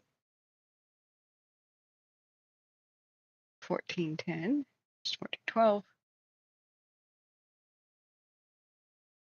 back up, pause. Let's get out of those stopwatch here, also known as Android timer. Quick timer function. This is going to be very crude but effective. All right. Quick timer. Oh wait, stopwatch. It's stopwatch that we need. Whoops. Okay, that's a different app. That's the clock app in Android. Okay. Stopwatch. Okay, as soon as the shaking starts, we're gonna press go. Ready, friends? Should be any minute. Well, any moment within this minute. 3, 2, 1.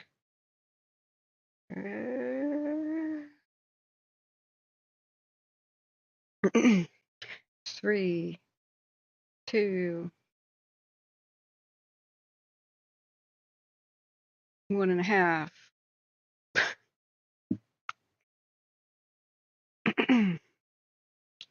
Come on now, start shaking. It's sad though, everybody's life is normal right now, and then in a second it changes. I'm just happy these buildings are still there.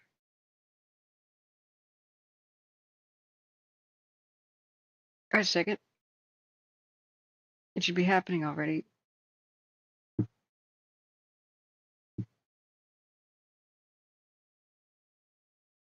Are we at the wrong town? This is all Japanese.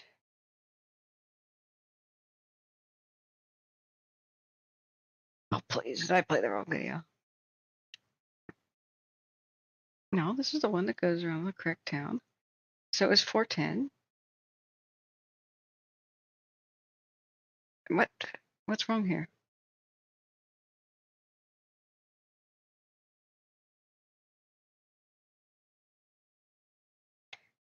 Alert. Oh, 1400 is too. I'm an idiot. 6. Okay, this user error here. 1610, friends, because I forget military time. I knew that. I was just testing all of you. It's too bright in the day. That's right. This happened around dusk. Here it is. Okay, here's where it begins. Wait for it. Wait for it. Okay, start timer. Here's the shaking.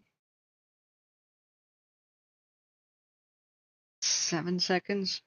8. 12.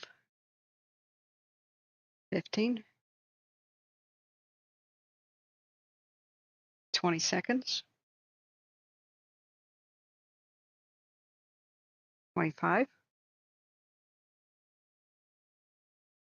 It's getting super violent there. 30.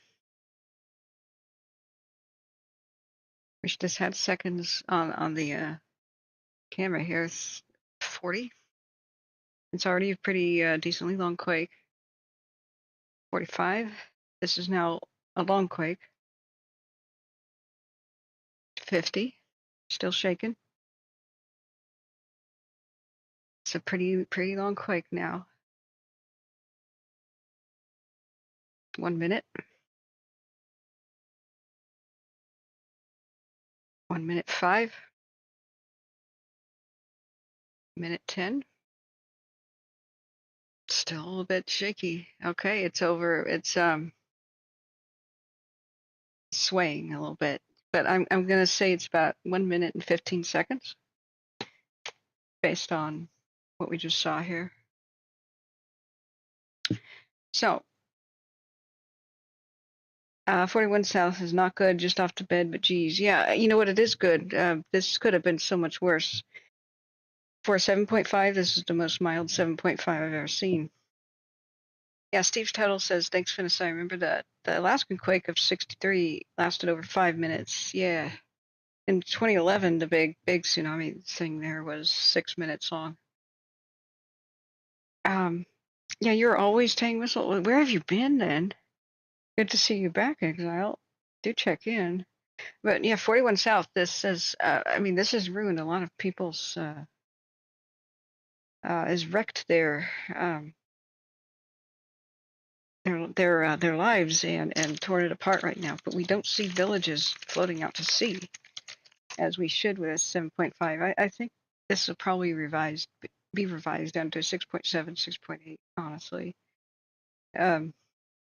Or there's something else magical at work here that I'm completely unaware of, something geologists will have to explain.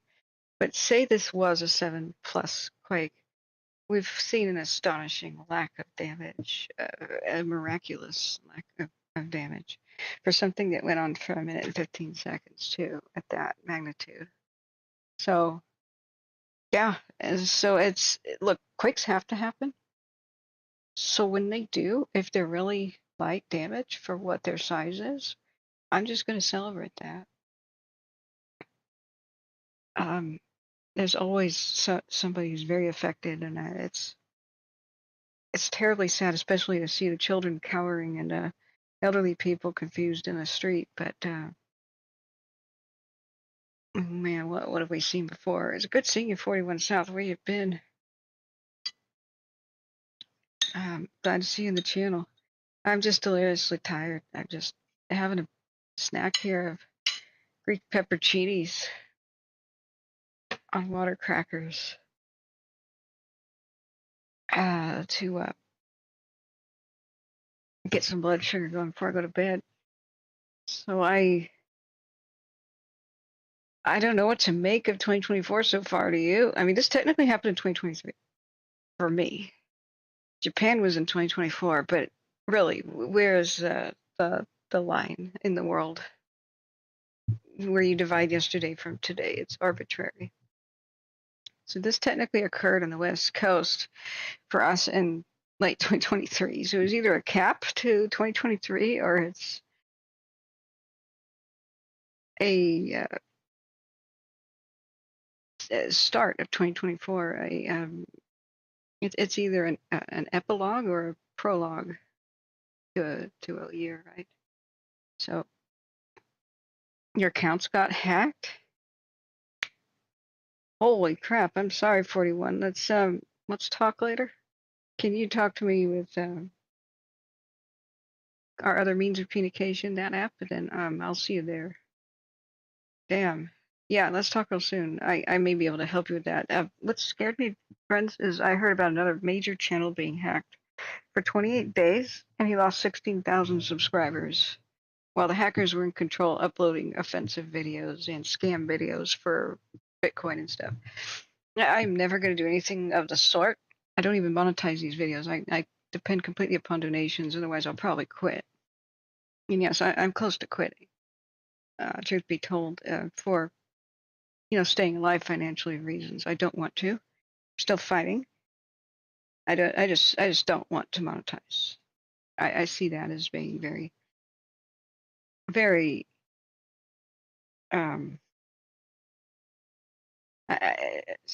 distasteful. Right? If I can't survive on YouTube with donations, then maybe my information isn't valuable enough, I suppose. I don't know. We've saved lives before, it makes it incredibly hard to stop, but I can't just plunge into poverty to spend most of my waking hours for free most of the year. So we'll see. You know, there's other ways to try to fundraise. It's just YouTube itself has made this difficulty occur as well, not just the downturn in the economy. YouTube is saying right now, if you want people to notice your channel and find you, pay us. Never done that before. Pay for promotion. Pay for survival. So I'm torn. If I ever click that button to be promoted to the top of search results or something, this is a repeat of what we've already seen. Let me go back to some other news agency that perhaps shows something new.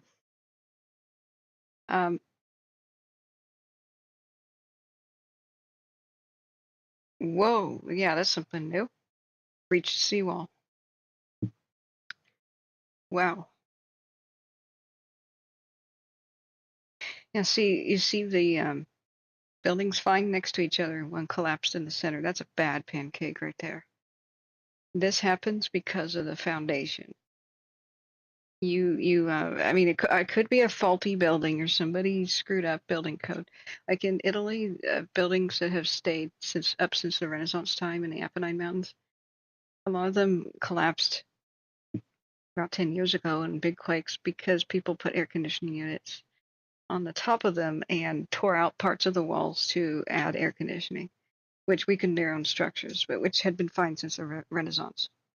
So, barring some sort of an engineering mistake for an individual structure like that, 9 times out of 10, if just one little building collapsed and the adjacent ones are fine, it was the ground liquefying. It wasn't solid enough. Prior to the building there, it was either a pit that they filled in or a pond, creek, something of that sort. You can't just put earth in it and say it's going to be okay. The water table is always going to be different.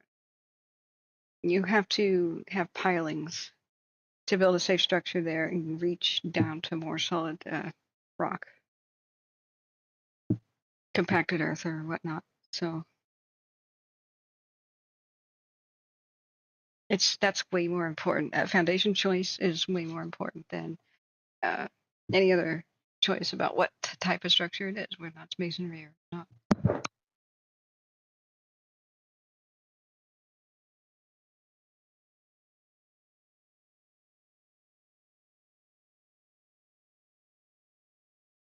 Long story short, I'm babbling too much.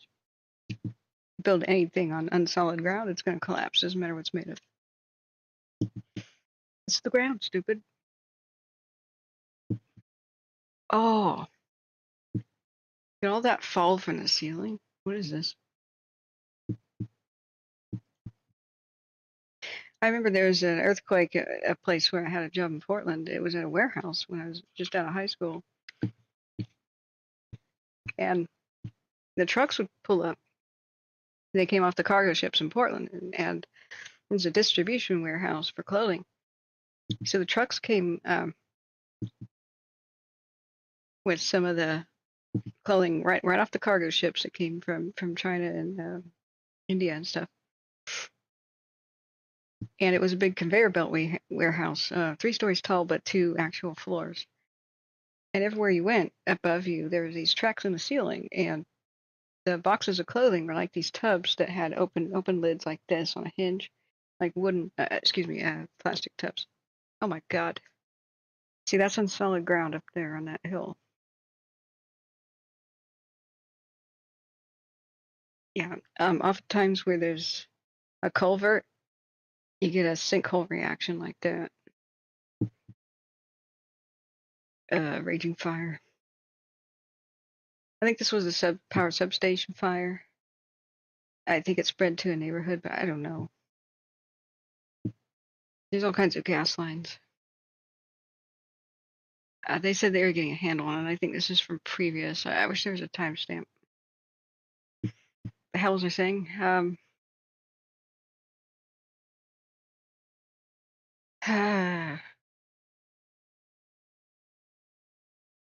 That's awful. Is this English? Let's see. 津波警報が津波警報に切り It is not English. I'm sorry, that was loud. Let me back that down. Let's go back to live. Now go back to chat. Yeah, thank you. Thank you so much for translating and such, Vanessa. Yeah. Oh, the guy who got his channel hacked. Yeah. Yeah, Steve Tuttle says the line is the international date line goes down the middle of the Pacific Ocean. That's right. Yeah. So it's in Hawaii. Did it just turn? Let's see, what time is it? Alexa, what time is it in Hawaii? It's 1:31 a.m. So they just entered the new year with us too. But technically on Pacific time, this happened in 2023. So either way, whatever you believe about auspicious occasions. Yeah, look at that, breaching the seawall. Where is this? あるんですけれども、もうじゃあ帰っていいですっていうことにはならないです。はい。そこは非常に大事なポイントですよね。はい。大津波警報は津波警報に切り替わったということで、警報自体はまだ継続しておりますので、津波警報のエリアの方、そして津波注意報も継続して出ているエリアの方々は、そのまま注意を続けてください。海の様子や川の様子、河口付近、様子を見に行くようなことは絶対にしないでください。Yeah, look at that splashing. You see the water come up from the right, hit that bridge. You can kind of tell what time the video is taken because the earthquake happened just before sunset. Oh, it hit that car. The water hit the car. Look at this unfortunate car right here. 先ほど大津波警報の発表から4時間余り経ちましたが、 And this car panics. He's like, "That's it. I'm going up." This was the correct reaction. You see the water going in front of you. You peel off down the alley and you book it for the high ground. Don't go towards it. 大津波警報が津波様子を見に行くようなことは絶対にしないでください。先ほど What's the black car? He brakes right here, sees the water overtake that one. He goes, "I'm out of here." To the left. 大津波警報の発表から4時間余り経ちましたが、 Bye. This car may have hit a pole or something. This one's, or he just pulled over. Boy. Okay, let's look back at chat. Is this about all I have in me? But I'm worried that YouTube allowed this YouTuber's channel called Supercuts Delight. It's a great channel. He needs to get his followers back. If you guys like comedy, he just makes edits together funny videos making fun of movies. So he had some. I was his subscriber, and all of a sudden, last month, some oddball videos showed up. But by the time I looked down at my phone, they were kind of like notifications are expired. So I thought that was a little bit odd. I didn't know he'd been hacked, but apparently, for YouTube, all you have to do to take over somebody's channel and ruin it, like they sort of did, was they hacked him by getting his session browser from his, like a cookie or something from his own web browser. And you could change your passwords and your phone numbers for YouTube in your account, your Google account, without having to use two-factor authentication, he says in his video. So he implies it happened in Russia, but it's unclear. He said that somebody in another country hacked him and started changing his phone number and then changed all of his passwords. He looked at his email box and he's got all of his notifications like, your password's been changed, blah, blah, blah. And contacts YouTube and says, this is a hacker. Completely, he says factory resets his computer. Sounds like a pre-built. Anyway, then he thinks, oh, well, maybe they're getting in because of my phone. Then he factory resets his phone. But it seemed to be that little session cookie that says you're still logged in. You know, like if you log in one day and you come back and go to the same website again, you're still logged in. It's a cookie. So I don't save cookies on my computer, period. Every time I close my browsers, they get erased. He just didn't know anything about cybersecurity. But the fact that he was every day talking to YouTube, and YouTube told him we're working on it, we're going to help you, everything's fine. Everything wasn't fine. And these hackers uploaded like 250 videos about Bitcoin scams. So he lost more than 16,000 subscribers. And YouTube finally did something about it and gave him his account back 28 days later. He had his career ending. I don't know how he'll get back 16K subscribers, but I want to help. So I'm just going to link. It's called Super Cuts Delight. If you like comedy, it's a good channel. It has Game of Thrones content and stuff like that. Not that I can help that much, but this is terrifying to me. Like, I want to be on YouTube and be a YouTuber, but it can all come crashing down in a second. YouTube is my confidence is extremely shaken about whether or not you can make a living on it anymore, and two, whether or not it's safe and secure.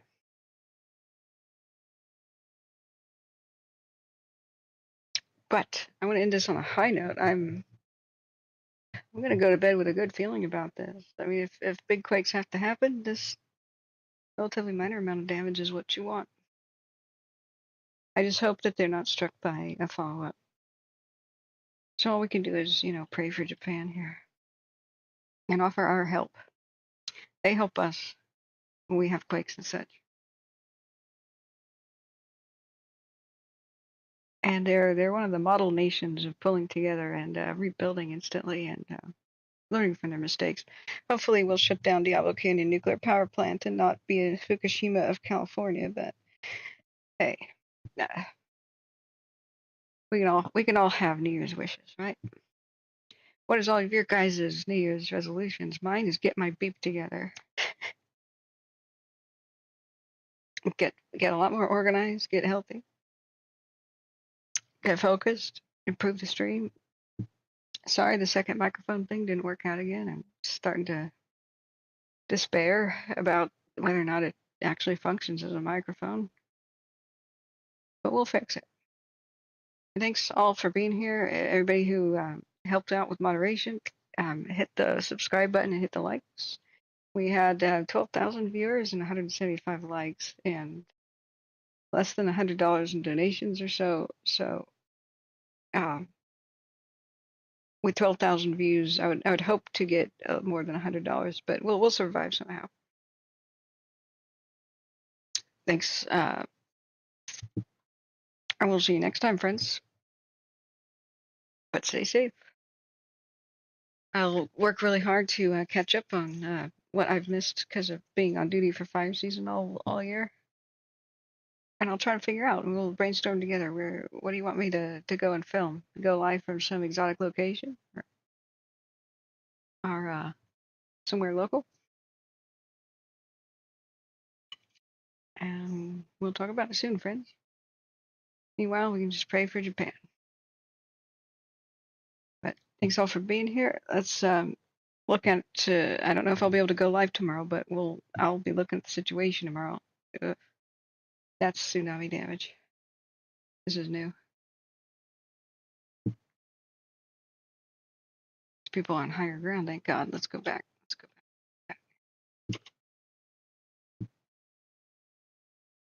Yeah, that's from like a wave hitting the building. I had to guess. I don't know, there's still snow on the ground. Could it just be collapse? Go back. If they would slow down. Just as a matter of course.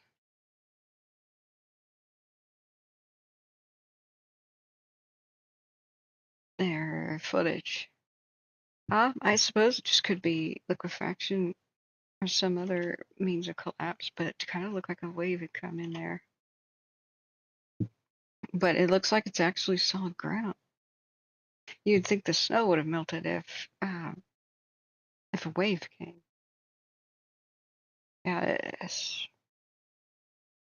I don't think there's a landslide behind that.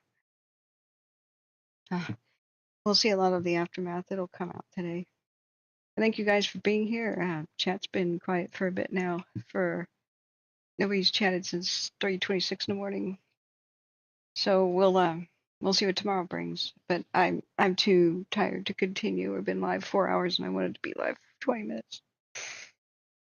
Super chat and super thanks would help out to keep us donation free and on the air. And thank you all for being wonderful, caring people. This is it's always heartwarming when people just come express their well wishes for their fellow human. So thank you all for being here. Sorry I can't speak to you the rest of the night to soothe you to sleep. There's a couple of channels that can do that. One of which I go to sleep to now. I think it's called Scottish. It's about Scottish mythology, like a specific to help you go to sleep stream. Let me look up this channel. Good Night's Sleep. You guys should check it out. I'll show you now. It's Good Night's Sleep. Just let this channel soothe you right to sleep. That's what I do. And don't stay up all night monitoring a disaster. Get your rest and see what the next day brings. That's what I tell myself. And I'm going to take my own advice now. Good night, friends. And in 2024, stay safe. Oh, and by the way, yeah, thanks, Steve, and thanks, hey, Jane, for being here. Eat black-eyed peas today. It is a Southern tradition. And it's true. Eat black-eyed peas on New Year's Day, and you'll have a lucky, blessed year. That's the tradition. Don't believe me? It's a real thing. It's this thing from the South. I'm gonna get black-eyed pea soup today if it kills me. But good night, friends. Oops, did I accidentally end the stream prematurely? No. Good night, friends. I love you all, and good luck. I hope I can stream again in the next couple of days. I'm working really hard behind the scenes to catch up on some really bad real life chores. Real life chores. Doing the needful, adulting. But my heart's with you guys. I hope you had a good holiday season. Let's all wish for a happy new year.